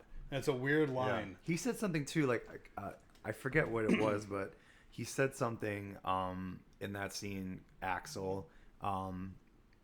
He said, like, I forget. He said something like plural. He was saying, you don't says that or whatever. Like, I don't know. The way he said it, I'm like, oh, they're really driving home this, like, backwoods hillbilly, like, kind of, like, vibe with this movie. I thought the weirdest thing was when he broke out the banjo. Yeah, yeah. Oh, that was in the cut you saw? Yeah. Oh, I thought, yeah. okay. Yeah. It was My Bloody Valentine drop D tuning. Was that version I saw. I hate myself. I hate it. I hate myself so much. I want my cry bucket. Oh my Not God. till you get to the basement. So they head to the woods and go to the spot where the body was supposedly buried, but there's no body. They're like, there's no way he can be alive unless that's something supernatural. And then they all look at Jensen Ackles. It's just Dean taking a side quest. I'd like my cry bucket. So then Axel remembers that he's a cop and he takes Tom in for questioning. In a very Dean Winchester moment, Tom tells Axel that his wife settled for him. And in another very Dean Winchester moment, he gets punched in the face for his smart mouth. Tom's released and heads to the mine and sees something in the woods, so he heads to the sheriff's love shack.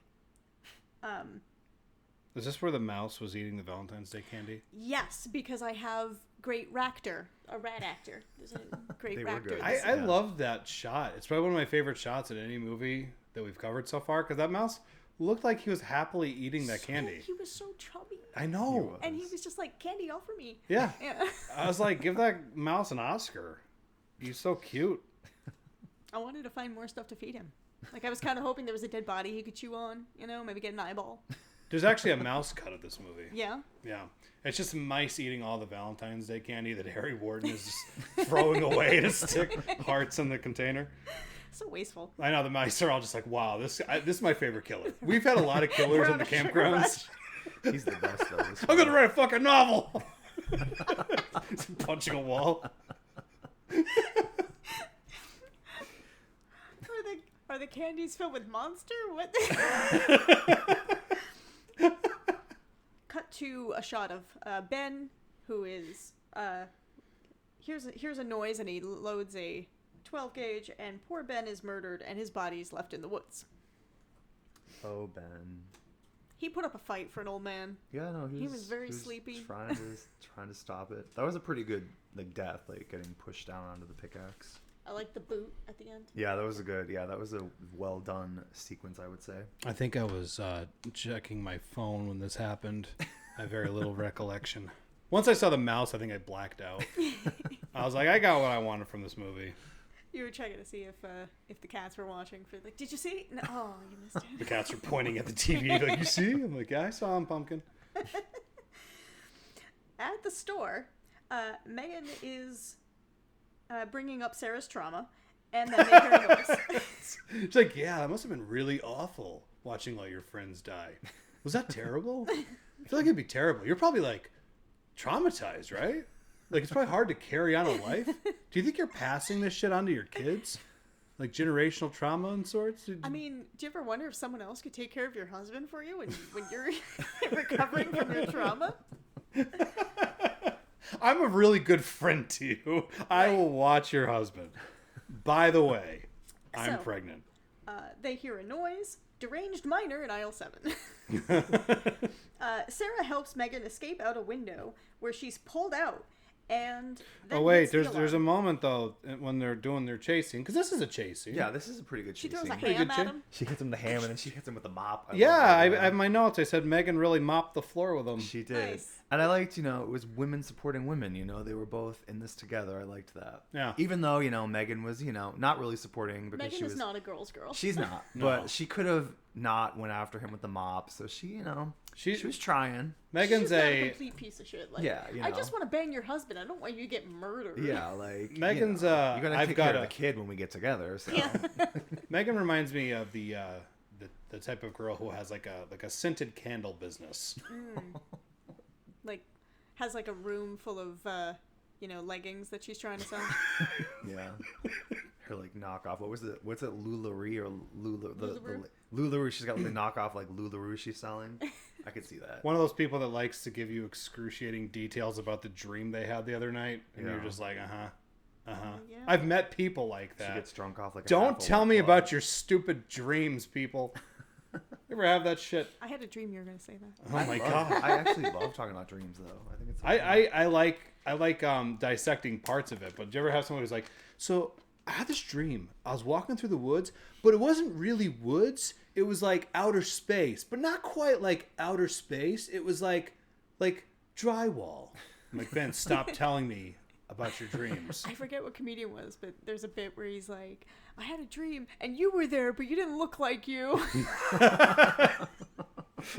Oh, one quick thing before we move past. At one point, Megan and Sarah try to keep the miner out. They push a desk up in front of the door. Yeah. And I wanted that Abbott and Costello meet Frankenstein moment when the door opens from the other side. That would have been great. I don't know why they just. And I like how she don't honor thinks the to cool push the things. alarm after it all. I know. She's like, oh, let me do this. Like after like all that, she's It's like, like oh, hitting yeah. it's like hitting the fire alarm after the house is burned down. There's like two different times where she's like, I can't find the key. Like, Oh, it's yeah. locked. Where are the keys? She's like, they're in the desk. And she's like, I can't get it. At that point, I would have been like, you hold the desk. I'm going to get the fucking keys. Yeah, and then They she's needed like, to- I can't Useless do Megan. it. Yeah, no, I mean, she tried with the mop, but then I was like, okay, get her out of here. She did have that good mop scene. She had a good mop scene, she got something, and I liked it. There's not a lot of movies I could think of where the killers are thwarted by mops. Yeah, that feels very Scream though, because I mean, you have like some interesting methods of knocking the kill, like obviously like with the Tatum with the freezer door and the beer bottles. Yeah, like, I she's love like that. whipping those. She's improvising. I like when people improvise with the killers. Like they're after me with like a machete. Let me hit them with like a tissue. Like we were talking about, like we'll just throw a tissue at them. That work. What's that one part in Scream 3 when I think it's Sarah? Is that her name? Oh, Sarah Darling. Yeah, With the She- props. yeah, Oh, I love that. she's like She like grabs killer the with like a machete, but it's a prop. So Oh it my just, god, like, I love bends. that bit too. She like goes after him, and then if you look really quick, he even looks like, oh shit, did she get my arm off? Oh wait, it's a prop. She like hits him, and then she's like, ow! Like I love that. And she's like gets the wobbly knife, and it like flaps. That scene could have gone on longer. There actually, there was more to that scene that got cut out. She actually knocked him down at one point. She like swung a huge prop at him, and he like knocked down. But they're like, no, it's funnier when she doesn't get a hit on him. So like, yeah, she's like grabbing the props. That would have been funny if it like went on for 5 minutes. Just her using props that don't work. Yeah, that was, It's just like she pulls up a gun and Yeah. the little thing comes out that says bang. it was like a water pistol. Yeah, no, that would be funny. Or she goes to throw like an anvil or something. It's foam. That would have been funny too. So what we're saying is the movie needs more shtick. It does, yeah. Like I want to see more people throwing things at the killers. Yeah. And like if it's successful or not, whatever. But I want like the killers getting hit with stuff. It's always fun. What's even more fun is if they make like a stupid noise where Yeah. they're like, ugh. Oh yeah, Scream is good for that too when they're getting hit like, "Ugh!" Like in the freezer door. He's like, "Ugh!" Like I love when they make a noise. It's so funny. The little head wobble too if they get hit in the head. Yeah, they're like, oh god, I'm dizzy. Oh yeah, I'm trying to kill someone. So Sarah hits the alarm. Running out of the store, she runs into Axel. Oh, the miner does a cool thing where before she gets out, he like puts the pickaxe in through the window and it like gets caught on her shirt. Mm-hmm. And I've seen this in a bunch of horror movies and it always annoys the fuck out of me. That would drive me crazy if I had just bought this new shirt. Her nice boyfriend flannel that she had on, yeah. He ruined it. He did. And like you could try to gather up the buttons, but you're never going to get it right again. Yeah. So like that's what I would be fixating It would on. have been funny if that's what really pissed her off, and she like became like the Hulk and just killed the miner right there. She's like, "You fucked up my flannel, bitch." It was a And that nice was the end of the flannel. movie. It was a good flannel. But I saw him rip it, and I was just like, oh my god, that would.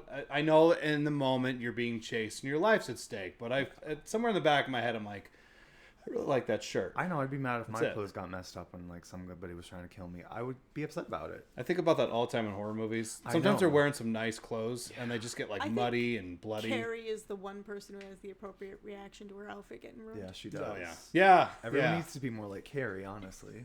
You ruin my outfit, you're going down. We should make a T-shirt. Be more like Carrie. Yeah. That'd be a great t-shirt. Hopefully it doesn't I get think ruined there on are Getting Chased shirts by a like Killer. that, but it just has pictures of Carrie Fisher on it. That's true. Be more like Carrie Fisher. Everyone. And it's her just giving the middle finger because that was her thing. She's so cool. So, she runs into Axel, and they find Megan's heartless body with a bloody message of "Be mine forever" with the number 4. And in the back of the ambulance, Sarah reveals that she knew about his affair with Megan the whole time. I just kind of wish that once Axel saw, Megan dead, he just kind of looked at Sarah and he's like, you know what? I'm ready to finally get this relationship back in order. Because I don't have my cheating partner Maybe anymore. high school, maybe college age girlfriend, you know. But even then, when she My confronts problem- him with the information, he can't say anything. He just walks away. Sure. Like, he's got nothing to say for himself. Yeah. And all that time he didn't try to come up with a good lie. Yeah. I buy scented candles from her. She's my candle supplier. She works at your store. Yeah. Yeah, we're friends. But no, here's where I felt like I was missing context, because the "Be mine forever," like, I could understand the hearts, because haha, he's ripping hearts out of people, and the accident happened on Valentine's Day. But like, why the "Be mine"? Is it because it happened in a mine? Is this just a stupid pun? Maybe. Like, that could be it. And it's tunnel number 5, so it wouldn't be the main chute of the mine. So Yeah. it's like the B chute, so it's the "Be mine forever." So yeah. remember the accident. And I don't know if that's what they were going for, but that's really dumb. You made that more clever. Then they probably were intending know. it to be, yeah. They're just like, oh, be mine. That's like on Candy Hearts, right? We'll do that. That's I probably was what they were like thinking. literally racking my brain trying to figure out the significance, because there's no other context Yeah. other than like, Be I think that mine. guy just murdered his mistress, like that, because why was he there so fast? Like, that's the Yeah. only, like, that seems to be like what they want you to think. So why the graffiti though? I don't get it. Is there 'Cause- something in the original I'm missing with the graffiti? well, they do. Yeah, they do that in the original one. The original, there was more of the hearts, I feel like. I remember there being more hearts, like ripped out hearts and body parts. Yeah. That's a thing. It also happens a lot in horror movies. It's just like I know you did last summer on the mirror. They're just going for like that, probably. Yeah. Just like have the killer like talking Well, to that the makes victims. sense, because it's Yeah. like something happened last summer and this person knows about it and they want you to know about it, and Yeah. leaving that message as part of the horror. Why "Be mine"? Who's gonna get that? Like, Yeah. it seems like, was this person your romantic partner? Like, are you doing this to impress Oh. somebody else? Hey, if I was a serial killer, I'd put like embarrassing secrets Yeah. about my victims. Of course. Like has weird porn on his computer and then like an arrow pointing down to the victim. Yeah. Just something to embarrass them Yeah, horribly. just get that one last knife twist in there. Yeah. That should be a killer. We can make a movie Honestly, about there a should be, like, serial killer a who just killer who unearths just- your embarrassing secrets. Yeah. I'm surprised there hasn't been that yet. But anyway, inside the Palmer house, the miner dispatches the nanny. Oh, poor Rosa. She was so cute. Yeah. And the retired sheriff shows up to inform the cop on stakeout that the killer is in the house. How did he know that? The killer's inside the house. The script. Yeah, okay. The script told him. Noah is instructed to keep hidden while the cop continues to search the house and finds the maid in the dryer. She calls for help, but he's busy being murdered. Yeah. This is Tom Atkins, right? Yeah. Yeah. He had a cool death scene too. He Yeah, was like good. pop his jaw off. Yeah. Did you go, oh? No, I just put rule number 1. You never kill Tom Atkins. Yeah, Rule no. number 2. See rule number 1. Because I love Tom Atkins. Are you familiar with him? No. So, like, he's in Creepshow as the world's best dad. Okay. Yeah. He's in Halloween 3, The Season of the Fog. Witch, The Fog. Lethal Weapon. Yeah. Yeah, done a he's just lot. he's got, like, this great career. And Night of the Creeps Yeah, Night of the Creeps. Yeah. thrill me. I want to say that to people all the time. It's a line in the film. See, now, if you say that now, though, people think you just messed up Gimli's line. It's toss me, not throw me. That's you should just check out the Tom Atkin filmography. Yeah, he's been in a lot of good ones. Yeah. The nanny in the dryer was a fun callback to the original because the old lady gets put in the dryer in the original, and they're both like sweet like characters. You're like, oh, I can't believe that happened to them, because the old lady was like trying to get like, because in the original it was like they didn't celebrate Valentine's Day, wasn't that it? Because they thought that was like part of the curse, and then they were bringing it back, like they were doing like a Valentine's Day dance, and people were like, no, you can't. But the lady was kind of like leading the charge of it all, and she was like getting everything ready, and then the killer killed her and threw her body in the dryer. You know what? I watched the movie. We did an entire episode on it, and it's been like leaving my brain. Really? Yeah. I remember certain things about it though. Yeah. I remember there was like a 17-minute long scene where people are climbing ladders. Yeah. Do you remember that? The thing with that movie is the MPAA like really badly cut down. Like they did find like the original like uncut deaths. There's like 9 or 10 minutes of like deleted footage that they released an uncut version like a couple of years ago with the deaths put back into it. Yeah, it's cool. So it's cool to see that they, were able to do that. Because I think it definitely heightens the movie somewhat, seeing the original, like the practical effects in there. What was that jerk's name from the MPAA? It was like Jack Palance. They really went hard on like 80s slasher movies. They really did. And it's funny because like I know the 7th Friday the 13th movie. Oh yeah, they got butchered. It got butchered. Well, that's appropriate. But like they cut out all of these really wonderful practical effects, and the movie was directed by John Carl Buechler, who was like a special effects artist, and he was going to have like this really big, giant, crazy movie, and then they neutered it basically. It's like sort of like having like jokes with like all the setup and under the punchline, so you're just kind of like, oh, okay. So the movie kind of has like an underwhelming quality about it. Yeah. But at the time, the things that they were doing in those movies was considered so bad that they had to cut it out. And flash forward like 15, 20 years later, and you have Saw. Yeah. Which you like literally like watching a person's get their head like twisted off, or like throwing people into pits filled with crack needles and stuff like that. You got like Saw, you got Hostel, like there was that whole torture porn era that was the same time as this era, like the remakes, like the 2000s. But yeah, it's crazy. Like these, like a lot of these slasher movies like did get like, a lot of the brunt of it. Because I feel like there wasn't, you want to say there wasn't anything like that at the time, but like the Grindhouse movies of the 70s were doing that kind of stuff. Yeah. And they became more of the forefront in the 80s after the success of Halloween and Friday the 13th, and then more people started to do it. And like, oh, let's rip these movies apart. It's just crazy. It's a bummer. The reason I know Jack Valenti is because there's an episode of Freakazoid where he voiced himself. Oh, really? And he explained the movie rating system.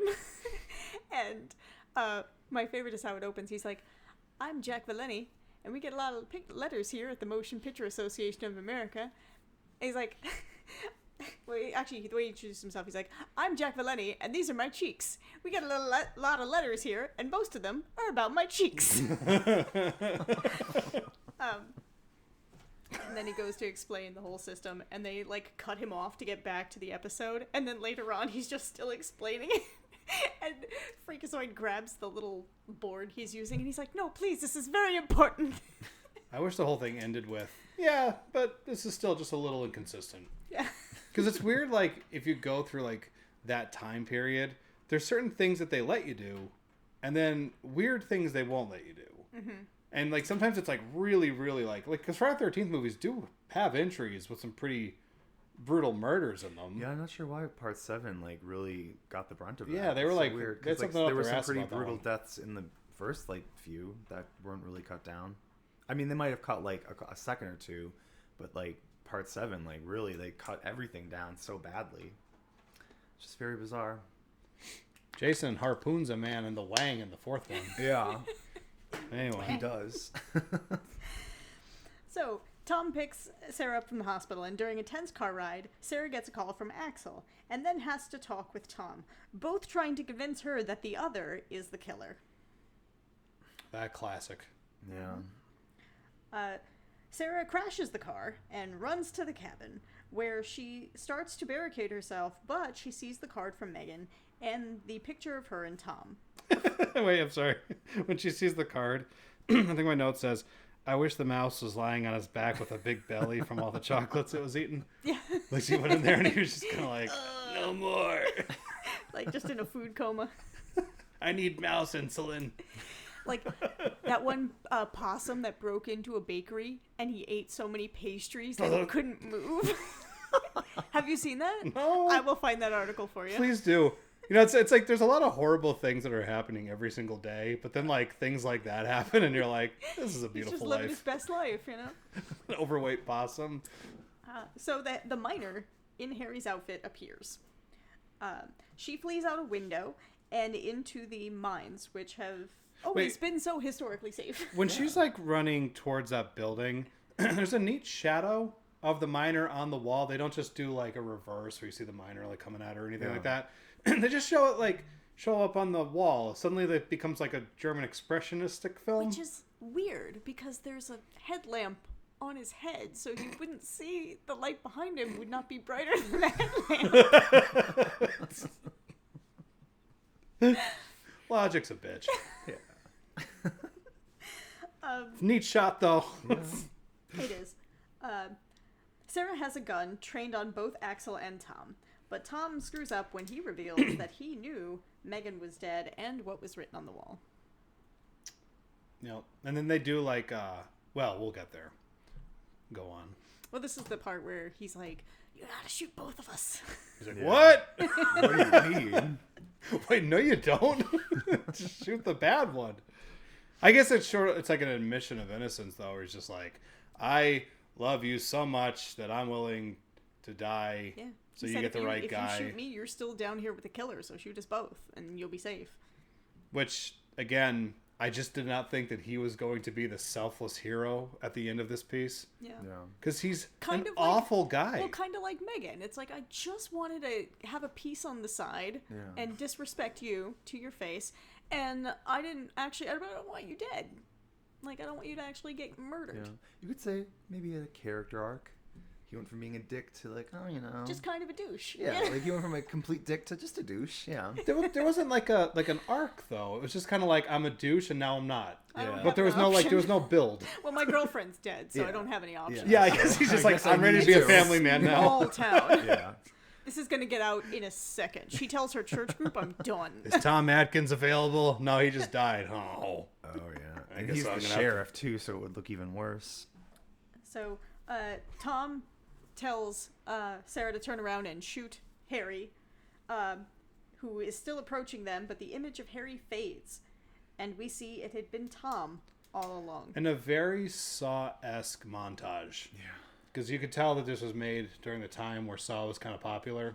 Because they do one of those like dun dun dun dun dun dun dun dun dun. It's like, oh, this is what this was all about. I get it, but none of it tracks. Mm-hmm. Well, some of it doesn't. Some of it does. Are they? Like, I mean, I know they said that he spent time in a mental health facility, but it seems like they're trying to imply he had some kind of dissociative identity disorder. Like, Yeah. where Tom just disappears and it becomes Harry. Yeah. Is that what they were implying? I think that's what I got too. Yeah, like I think from what happened in the mine 10 years ago, and he just, lost his mind, then somehow Harry would take over. I like the face. Is that like a kind of like a common thing though? Like the victims kind of identify with their abusers or whatever. Mm-hmm. Yeah. Yeah, that's psychology for you here on Frequels. Cost a dime. Pay up, you freeloaders. Yeah. Meanwhile, Freak loaders. oh, I love that. Yeah. Meanwhile, Sarah forgets that she has a gun, so Tom and Axel fight. Yeah. Listen, they needed to work it out. She's like, whoever wins this, I'm going with that one. Tom is injured, and then Sarah, remembering she has a weapon, takes some terrible shots. Well, she was trained by a stormtrooper. Yeah, probably. Tom pursues them. Sarah finally shoots, hitting Tom and causing an explosion. Yep. Rescuers come to the scene and find Tom, who then kills the rescuer. And Axel being taken out by some other rescuers, says that Tom is dead. However, we see that Tom has stolen one of the rescuers' outfits to escape. But, like, he's got a disguise on. He walks, like, 10 feet outward and then takes his disguise off. Wait till you get to the car. Yeah. You know? So, Sarah and Axel confess their love in a silent vow to fix their shitty, toxic marriage. The end. It's like a happy ending, I guess. Like it's one like, of those. You could do better. Yeah. Or, you know, they're both kind of stupid. Yeah. They're both kind of awful. Because, like, she kind of sucks and he sucks, so maybe it's a happy ending. You know, two lousy people finding love on Valentine's Day. Lousy people deserve love, too. As long as you're with other lousy people. Like, don't drag a nice person into your lousy, But, toxic garbage. hear me out. I feel like if Tom didn't turn out to be a psychopath, she probably would have went off with him. So she was looking to have an affair. Maybe her husband's having an affair. She did. Yeah. She obviously stayed in the town to help out her family with their grocery store. So it's like, well, who's eligible around here who didn't leave and go to college to an actual town? Tom Atkins. Yeah. He was a bit, like, you know, older for her. It's okay. It's okay. Yeah. It's Tom Atkins. He would treat her right, I bet. He would. That mustache says everything. True story. EJ and I were doing trivia with some friends, and our team name was the Stash of Tom Atkins. Nice. I appreciate that. Yeah, that's a real thing. Why anybody talks to us, it's a mystery. It's a big old mystery. Checking that off my list right there, mentioning the Stash of Tom Atkins. Guys, what'd you think of this movie? Start with Justin.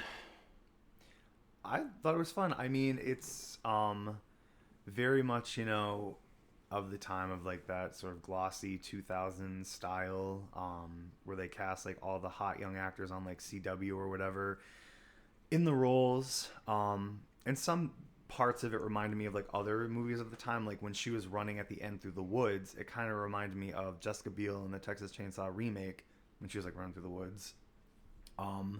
And you could say that movie's kind of kickstarted this kind of era of glossy reboots of... It's the culprit. Yeah, of these like classic slasher, mostly slasher, but other horror movies of the 70s and 80s.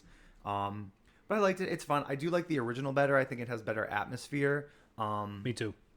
This one, it's fun. It's like a fun, like goofy, cheesy slasher to watch. It's not bad. Jensen Ackles looks great. And he just, like I said, I think it's funny when he becomes like Harry Warden, like his face will make like a face, and it's like, oh, he's Harry Warden now. And like some of the acting made me laugh, like mainly from Axel, like just like he was trying to do that like southern, like, you know, like I don't know, just he was making me laugh. You feel like you're trying to do like a Norman Reedus? A little bit, maybe, yeah. Like it just felt very. It felt kind of like very like they were trying, and that's another thing too. I think that the first one, the original, is also set in a small town. The original is a Canadian slasher. This one was actually filmed in Pennsylvania. They filmed it out by Pittsburgh. But I think the original did a good job of kind of giving that small town vibe and making it feel real, where this kind of felt like Hollywood trying to be a small town but like not really getting there. It just felt like very, you know, performative. But it's a fun movie. I think it's definitely one of the more successful remakes of this era, because I don't really like a lot of these remakes. Me neither. But I think if I was gonna like pick one that I thought was okay, like I think this it's not bad. It's fun. How about you? I thought it's interesting. It's a fun movie. Like, there's not a lot of substance here. No. And like, honestly, at the very beginning, I'm like, oh, it's him. You know, like, as soon as I saw him with the bottle of pills, I'm like, oh yeah, it's him. So I guess the twist pretty early on. Yeah.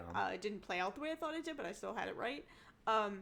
And I just enjoy Jensen Ackles' acting. So even though I knew it, I was just watching to see how they'd get there, because like he does so much with his face. Like, you know, when he's being like boyish and charming to Sarah, when he's being like, you know, sassy to Axel, and like, or even like the parts where he's like really intense when he's like proclaiming his innocence, because to him he is innocent, you know. So I really enjoy his performance just across the board, and I think like he's a bright spot in this movie. And I think the cinematography would have been better served if they hadn't been trying to build around the fact that it was 3D and they had to find excuses to have things come at the camera. Oh yeah, because when it's not in 3D, it's awkward. Yeah. I think the only reason they had the box spring scene was just so they'd have an excuse for him to keep swinging at the camera. Yeah, that's probably why. They got rid of your chase scene. I know they did for that. Like, come on. I mean, they could have had a chase. Like, she was running, he was like swinging at like the camera, and like it was coming. I don't know. Anyway, could have worked to win. Could have used more vampires. That would have been cool. Need more mice. Yes. Yeah. Eating chocolate. I'm kind of with you, and it's funny because you said a lot of what I've always said about this movie. I am not a big fan of a lot of the remakes that came at this point. There were definitely ones that were like less egregious than others, but this one I remember seeing in the theater and being like, that was fun. Yeah. And I haven't seen it since. This is the first time I've watched it since I saw it in the theater. And I felt the same way where I'm like, it's fun. Yeah. It's a good way to kill like an hour and 40 minutes. Yeah. Something like that. But yeah, it's weird because I agree with you. Like the original one definitely has a better like atmosphere. I like that early 80s slasher vibe. And the characters are more likable. Yeah. Like, they all just more are more interesting. upbeat and like likable. Like they feel like a close-knit community of people. Where this, it's like, it feels very soap opera, like CW soap opera with like the cheating and this and that. Whereas the original, I feel... That's what I said at the beginning of the episode. Like, I feel like they took an 80s slasher movie and smashed it together with like a CW show. Yeah. Because it has a lot, even like the way it's shot. Yeah. It's very like TV-ish. Yeah. With the exception here and there, obviously. Like, you don't really see a jaw flying at your face too often on the CW, but they should start doing things like that. Take notes. Yeah. That's why your Riverdale show didn't last as long as it needed to, because you didn't have people's that jaws. lasted too long. How many seasons? I don't know. Was it 5? Was it 5? Yeah. 3 seasons too long. Yeah. Yeah. Yeah. But hey, remember Riverdale? Listen, I told Skeet Ulrich to his face that he was the only reason I watched Riverdale. Yeah. Yeah, that was a show. But yeah, the CW it has that sort of thing about it. But yeah, I just think it was one of the lesser offenders. Yeah, I think too, because the original, like, I like the original film, but it's not like, I don't think viewed as like up there with like Halloween or Texas Chainsaw or even like Nightmare or Friday the 13th. Like, it's not, you know, kind of viewed as like a top tier horror movie slasher title. So I think that could be another reason why it's like maybe more favorably viewed than like the Halloween remake or, you know, the Nightmare remake, where they're like seen as like very strong staples of the genre. But then, I mean, those movies went on to have like awful sequels. So, where the original was just a standalone film. So I don't know, but you know, it's fun. It's a fun, silly film. Silly is the word. It is, yeah. Could have used more chase scenes, more vampires, and more rats eating chocolate, but what can you do? It does seem awfully self-aware, which I think also kind of helps it. Yeah.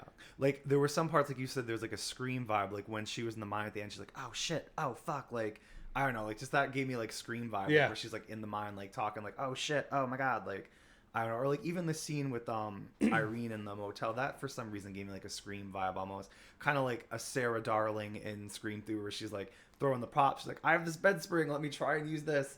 And also, speaking of Scream 3, when she was in the mine and he had, like, the coats or whatever come down. Oh, yeah. That kind of reminded me of Scream 3 when Sarah Darling's in, like, all the rack, like, the Ghostface costumes she's hiding. And then, like, he reveals himself. Like, that does happen. Like, a little bit of a vibe of that, too. I don't know. And, like, that hotel scene, it kind of reminded me. I don't know if you ever saw the remake of The Town That Dreads Sundown. It came out around the same time as this, maybe like a year or two after. But there was kind of a scene in a hotel room that kind of had a similar, not played out the same way, but it was like the same thing. Like, a couple were in a hotel room, and then the guy gets killed and the girl gets attacked. And it kind of, like, reminded me of that, too. So I feel like these movies all kind of, like, took a page out of, like, each other's books in a way. And, yeah, they all kind of feel the same. I mean, people probably say the same thing about 80s slashers, but the thing about the original too is that, you know, it deals with people who are just, you know, everyday working class, you know, people. Like, they're not like teenagers at a summer camp or teenagers, you know, or college age kids. They're just like, you know, late 20s, 30 something year old like workers. So I just think kind of makes it stand out a little bit more from a lot of the other slashers of that genre or that era, that were all just kind of taking a page out of like Friday the 13th or Halloween and just being about like high school, college, camp counselor age kids. So I think that kind of makes the original kind of have like a slice of life feel that I feel a lot of other slashers of that era don't really have.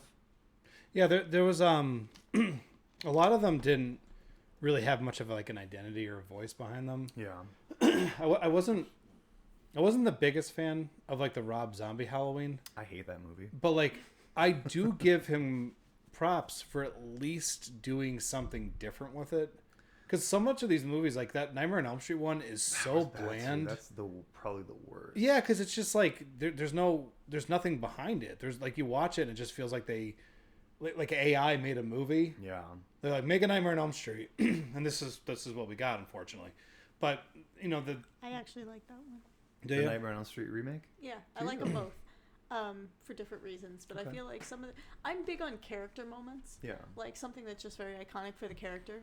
And the second time I saw it, it was airing on TV, and John walked in the room. I'm like, oh, this is the cool part where he's gonna do that thing where he walks into Nancy's room and he just like drums the razor blades against the door and he makes that like thud thud thud thud. Yeah. And it's very slow and deliberate. And John's like, how the fuck did you remember that? We saw this in theaters once a year ago. And it, like, that moment stuck in my head because it just seemed very much like part of that character. It was intimidating. Yeah. He didn't need to say anything, but that gesture said something. Yeah. So I'm big on moments like that. You could see that also in like the original ones too. Yeah. I mean, No, I mean, I love the originals. I watched the first 3, and I adore them. But it's like, with the remake, I appreciate parts of it. Sure. Like, I don't like it better than, but I did like it. Yeah. I'm definitely one of those people. I say this all the time. Like I think most movies, even the ones that seem rather terrible, have certain things about them that I can appreciate. Yeah. And so like I'm not gonna say something like that was like a complete waste of time. But, A lot of people do say that. But sure, because it is a bit unremarkable, and it's also weird too because like Robert Englund put such a firm stamp on that character Oh, that absolutely. to me it just feels like if you see anyone else play that character, like if they do this, if they dig the series back up, they're gonna have to do something completely different with Freddy. Because like if they put him in like the standard costume, it's always just gonna look like somebody at a Halloween party with a great Freddy Krueger costume. Right. But like he did too good of a job. But that's Nightmare on Elm Street.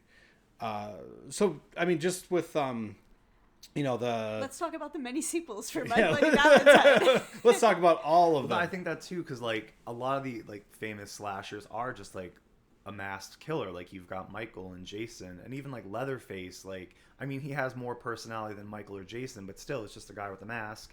Like Ghostface when they reveal themselves, but throughout the majority of the movie they have a mask. He's just like a stunt guy in there. Yeah, it's like they're usually stunt, but like Freddy Krueger is the character. Like Robert Englund is Freddy Krueger, just like Brad Dourif is Chucky. Like those are killers They that just have did personality. too good of a and- job. Yeah, and like you can't really replicate that.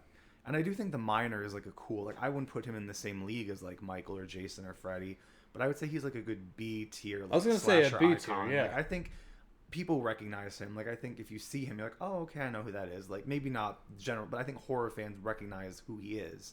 Like I would put him up there with like maybe like Cropsy and like the Fisherman Finder we did last summer and Angela from Sleepaway Camp. Like maybe not somebody like instantly recognizable to like everyone like Michael or Freddy or Jason would be, or even like Ghostface.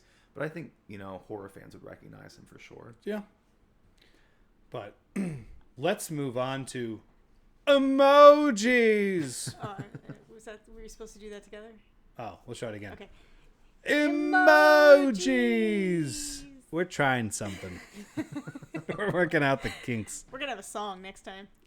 Emojis. That's how we felt about the movie. Emojis, they're pictures that are words. Okay. Well, so what are your emojis for this movie? Probably some hearts because it's Valentine's Day, so you got to put hearts in there. Is there like a mining mask emoji? I don't know if there's one, or a pickaxe emoji. I don't think so. We'll invent it. Why not? Yeah, why not? We'll make a Jensen Ackles emoji because Jensen Ackles is this movie. Let's be honest. I would say the dog and the mice were. But The dog and the mice, a dog and a mouse, of course. It was Jensen, the dog and the mice. They're all competing for the star of the show. There is a pickaxe emoji. Oh, is there Ooh. really? I'm gonna write that down real quick. Throw that in there. There we go. Yeah. Chocolate, a mouse, a dog. I think that's good. Okay. How about you, Elle? What emojis do you have? I'm gonna have a video camera for Irene's little scene. I'm gonna have some candy for the chocolates that rat was eating, because I'm saving the rats for you. You can have those. Thank you. And I'm gonna go with the medication. That I needed while watching this movie. No, the ones that the little pill that There you go. Tom should have been taking. And they really need to revisit his dosage. So my emojis goes as followed. We got a candy emoji and a mouse, but it's like a specific emoji. It's a chubby mouse because he's eating all the candy. Yeah. And then there's a heart also emoji. Emoji for the woof woof. I'm getting there. Don't you worry. Okay. There's an emoji for the heart, and the heart is filled with candy. Another emoji mouse is going to be eaten. Okay. So that's on there. But not a chubby one, because he hasn't No, eaten yet. he hasn't gotten there yet. Yeah, okay. He has, and he also understands like self-control. Oh, okay. That other mouse didn't. You know, the candy owns him. This mouse is like, nobody owns me. It's very spiritual, little mousey. But I also have a dog, because that dog, they do a real cute little shot of the dog, and if I remember correctly in theaters, and people at home listening, just let me know that I'm wrong if I'm wrong, because I know you want to. I think that dog was in 3D coming out the screen at you looking for treats, and who didn't give him You just some? give him a little scritch. Give him a little popcorn that was in my little popcorn tub. You know, he earned it because That's he what was a should cute have been in little 3D. dog. Yeah. The dog? Yeah. Yeah, I think he was. Like that shot of him walking towards the camera. It's Yeah. like this real low angle of him. That's what 3D should be used for, stuff like that. Yeah, they should have fucking. I don't want to see somebody's jaw flying at my Yeah, I face. wanna I see a need cute more doggy adorable running animals towards the that like camera. I could pet them. Imagine if that mouse eating the candy came out at you. You know, you're having a bad day at work. You could boop his little nose. Yeah, your boss is like, your work is not looking great, buddy. You are about a day away from getting kicked out of here, and you're like, oh my God, I'm so stressed out, I might lose the house. And you go to the movies and you see a little mouse eating candy. You're not stressed out anymore. No, you're not. And you know what's going to happen? You're going to go to work the next day, and you're going to try harder. Yeah. And you're going to win your boss's approval. That's the kind of movie that could have been Todd Farmer and Patrick Luzier, whatever the fuck your name is, guy who edited the Scream movies. You got your own career going on, I get it. But we need you back in the Scream movies because, I don't know, you and we can't handle the Wes Craven loss and you in the Scream movies.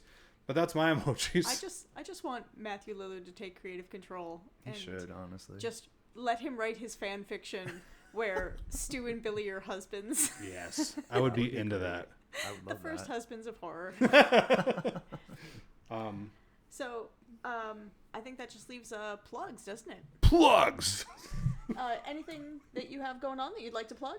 I don't have anything, actually. I finished up the 1X and just hanging Any out. projects? Anything on the Wait, side? you should plug the play that people can't see now.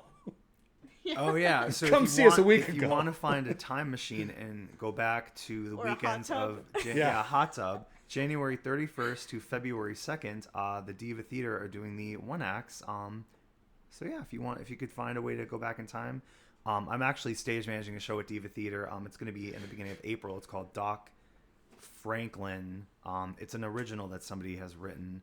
It was supposed to be back in the fall, but there was issues with the theater, so they had to cancel it. And yeah, so it'll be the beginning of April if you're interested in that. And that's pretty much it. How about you, Al? I think you are well familiar with my husband. Metal Messiah, John Snow. Nice. He is in several tribute bands, known as collectively as the Eastern Tribute Collective. So, appropriate name. You can find them on Facebook at Eastern Tribute Collective or on their website, easterntributecollective.com. Find out where they're going to be, what bands are performing, because there's a lot of them, and find out what new projects they have coming up. They will Special melt announcement. your face. Special announcement coming on Valentine's Day. Check their Facebooks. Oh, shit. You heard it here. There's going to be a fucking announcement. Check them out. They got things going on. Nice. Also, friends, are you looking for some good food? You should come on down to Three Jacks Burger Bar. They have the best burgers. Burger of the month, I believe, for February is the Lunchbox. The Lunchbox. It is quite delicious. Blow your fucking brain out of your skull. Like somebody Good. stabbed it with a pickaxe. Yeah. And you know, you can share a beverage with the what is that? The Casamigos? Yeah, sure. That Yeah. stuff. And with you and your imaginary killer sidekick who sometimes uses your body to murder people. Yeah. So Stick him with the bill. so come on down to Three Jacks Burger Bar. Basics done better. Yeah. Also, gravy diggers. Keep them out of your mouth. Just stealing some of EJ's usual plugs. Check out Adam Farley's music. That is Carson's song? Carson song. Yes. And then there is also our friend Chris Alou. Christopher Lou. Songs from the Hallway. Mm-hmm. You got it. Songs Nailed it. From the Basement I Cry In. Yes. That's my album. Okay. And a friend of the show, Sports. Schwartz Dreamboat. Check him out on the YouTubes And the socials. and TikTok if you still have it. Let his comedy molest you in all the right ways. I think you actually would have approved of that. I think you would have just been like, yeah, right on. Who else does EJ use? Oh, EJ's brother. Kids on Bikes. Kids on Bikes. Yeah, check out that music. Lots of good music for your face hole. Put it in your ears and let it get in your pants. Yeah. Rory, do you have anything to plug? I've got some stuff. I've got things you may have heard me plug in the past, but you're going to hear me plug again. We got Ravenview Productions. It is a film production company and also the production company that brings this podcast to you on a weekly basis. You need to update your YouTube. I know. Well, actually, yeah, I haven't done much with the YouTube. See, I'm one of those guys. Like, I'm really good with the creative stuff. I don't like any of this other shit. I don't like business stuff. I don't like social media. I'm like an old man. You could put like clips of this show I should. onto the YouTube as a short. I need a and person. then you can cross-post that same video onto Instagram and Facebook Reels. Is this internet popular? Yes. Oh, shit. So you got to get on that. I'm going to get on that. Hey, speaking of Ravenview Productions, the last couple of days have been something of a blur to me. Mm-hmm. True story. Because I've been putting the finishing touches on a full-length, feature-length script that I wrote. Feature-length. None of that short shit.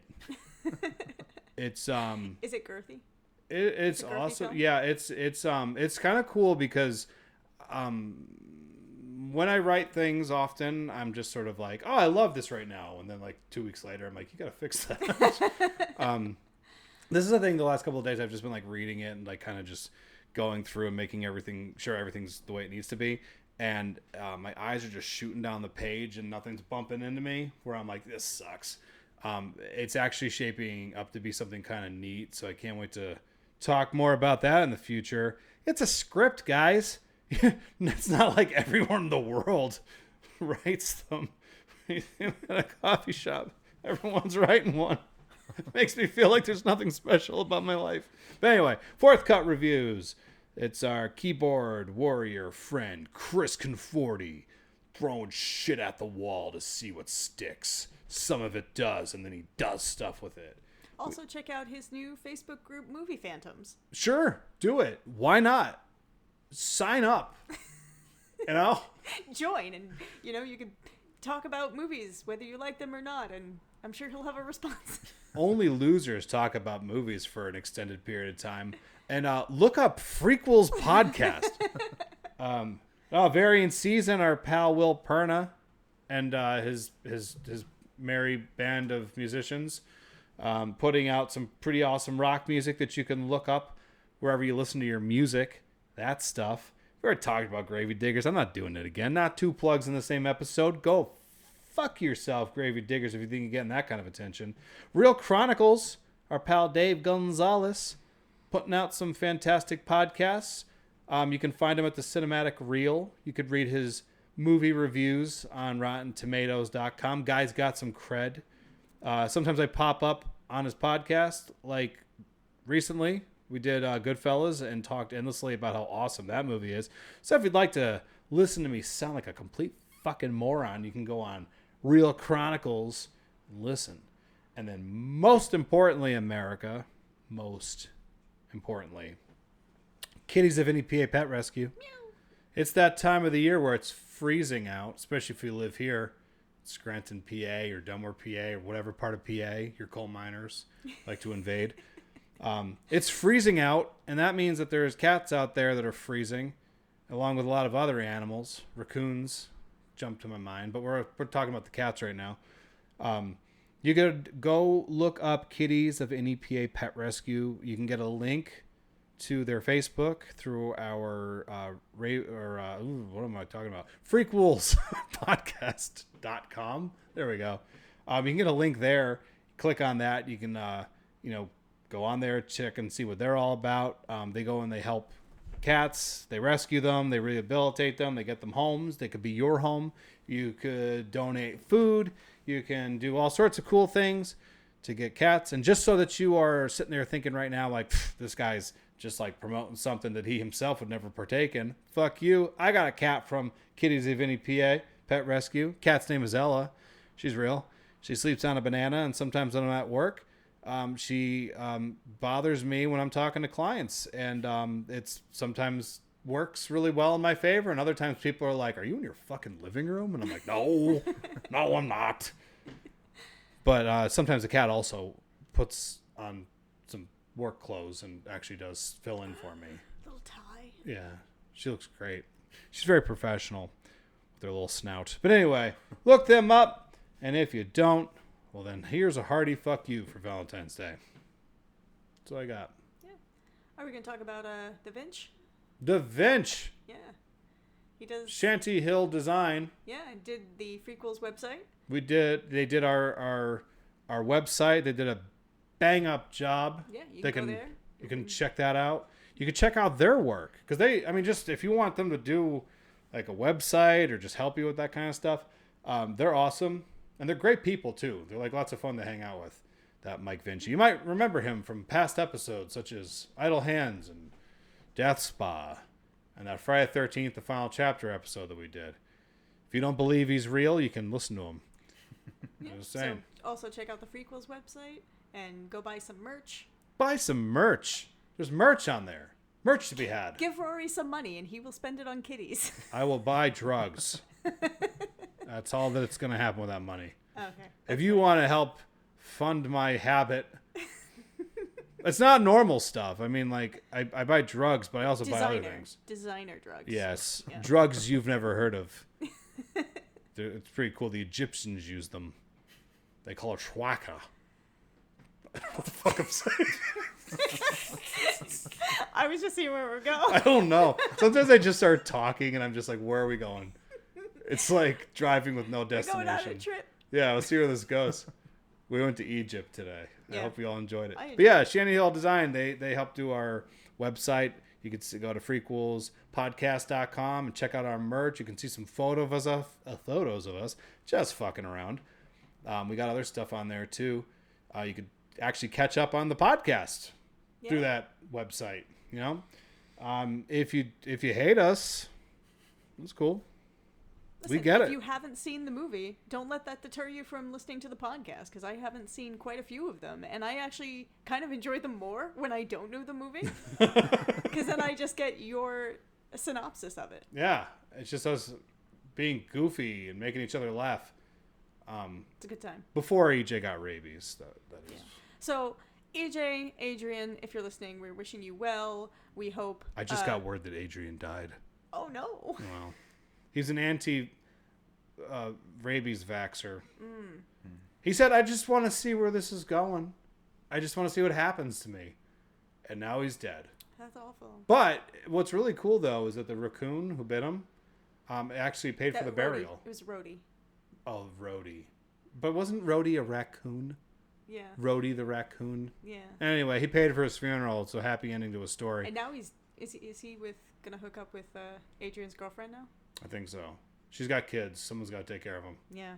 It's So. it's good of him to step up. Yeah.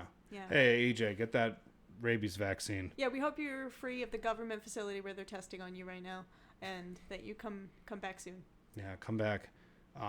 You know, just so you know, if this was just a clever way for you to get out of town, I'll find you. You're coming back on this fucking podcast. No, you'll never find him. This is my spot now. Oh, no. She's got him. She gave him the rabies. It wasn't a raccoon. It was an Elle. Anyway. Yeah, you could look us up on all your socials. Yeah, we're on there. You can listen to the podcast wherever you listen to your podcast. You can go on Spotify, Apple, whatever you like. We're there. Listen to us. And Email us. We'll never answer you. Email us. Yeah. We'll think about opening it. Think about it. We'll see how it goes. But you can rate and review us. That helps if you want to follow us. I mean, if you listen to us, just hit follow. It takes 2 seconds. Yeah. We'll stop the show What are right you now waiting and for, wait. you jerk offs? Yeah, we're going to Fucking stop do the it. show right now and we're going to wait. No, don't just scroll Oh. Facebook. Go and follow. Your ex is Okay. over you. Leave a Stop looking at review. her. That handsome man. Let him be a reminder of how much you fucked up. But anyway, let's just get out of here. You know our classic exit catchphrase. Let's get out of here. Yeah, that's you might know us at Freakles for our classic catchphrase. Let's get out of here. It's taking America by storm. Okay, so thank you all for listening, and Thanks for thank coming you to on, our Justin. Special guest. Thanks for having me. It's been Come back soon, man. Yeah. Yeah, definitely. We'll have better Coke next time. Oh, I hope. Yeah. well. Thank you for listening, and this has been.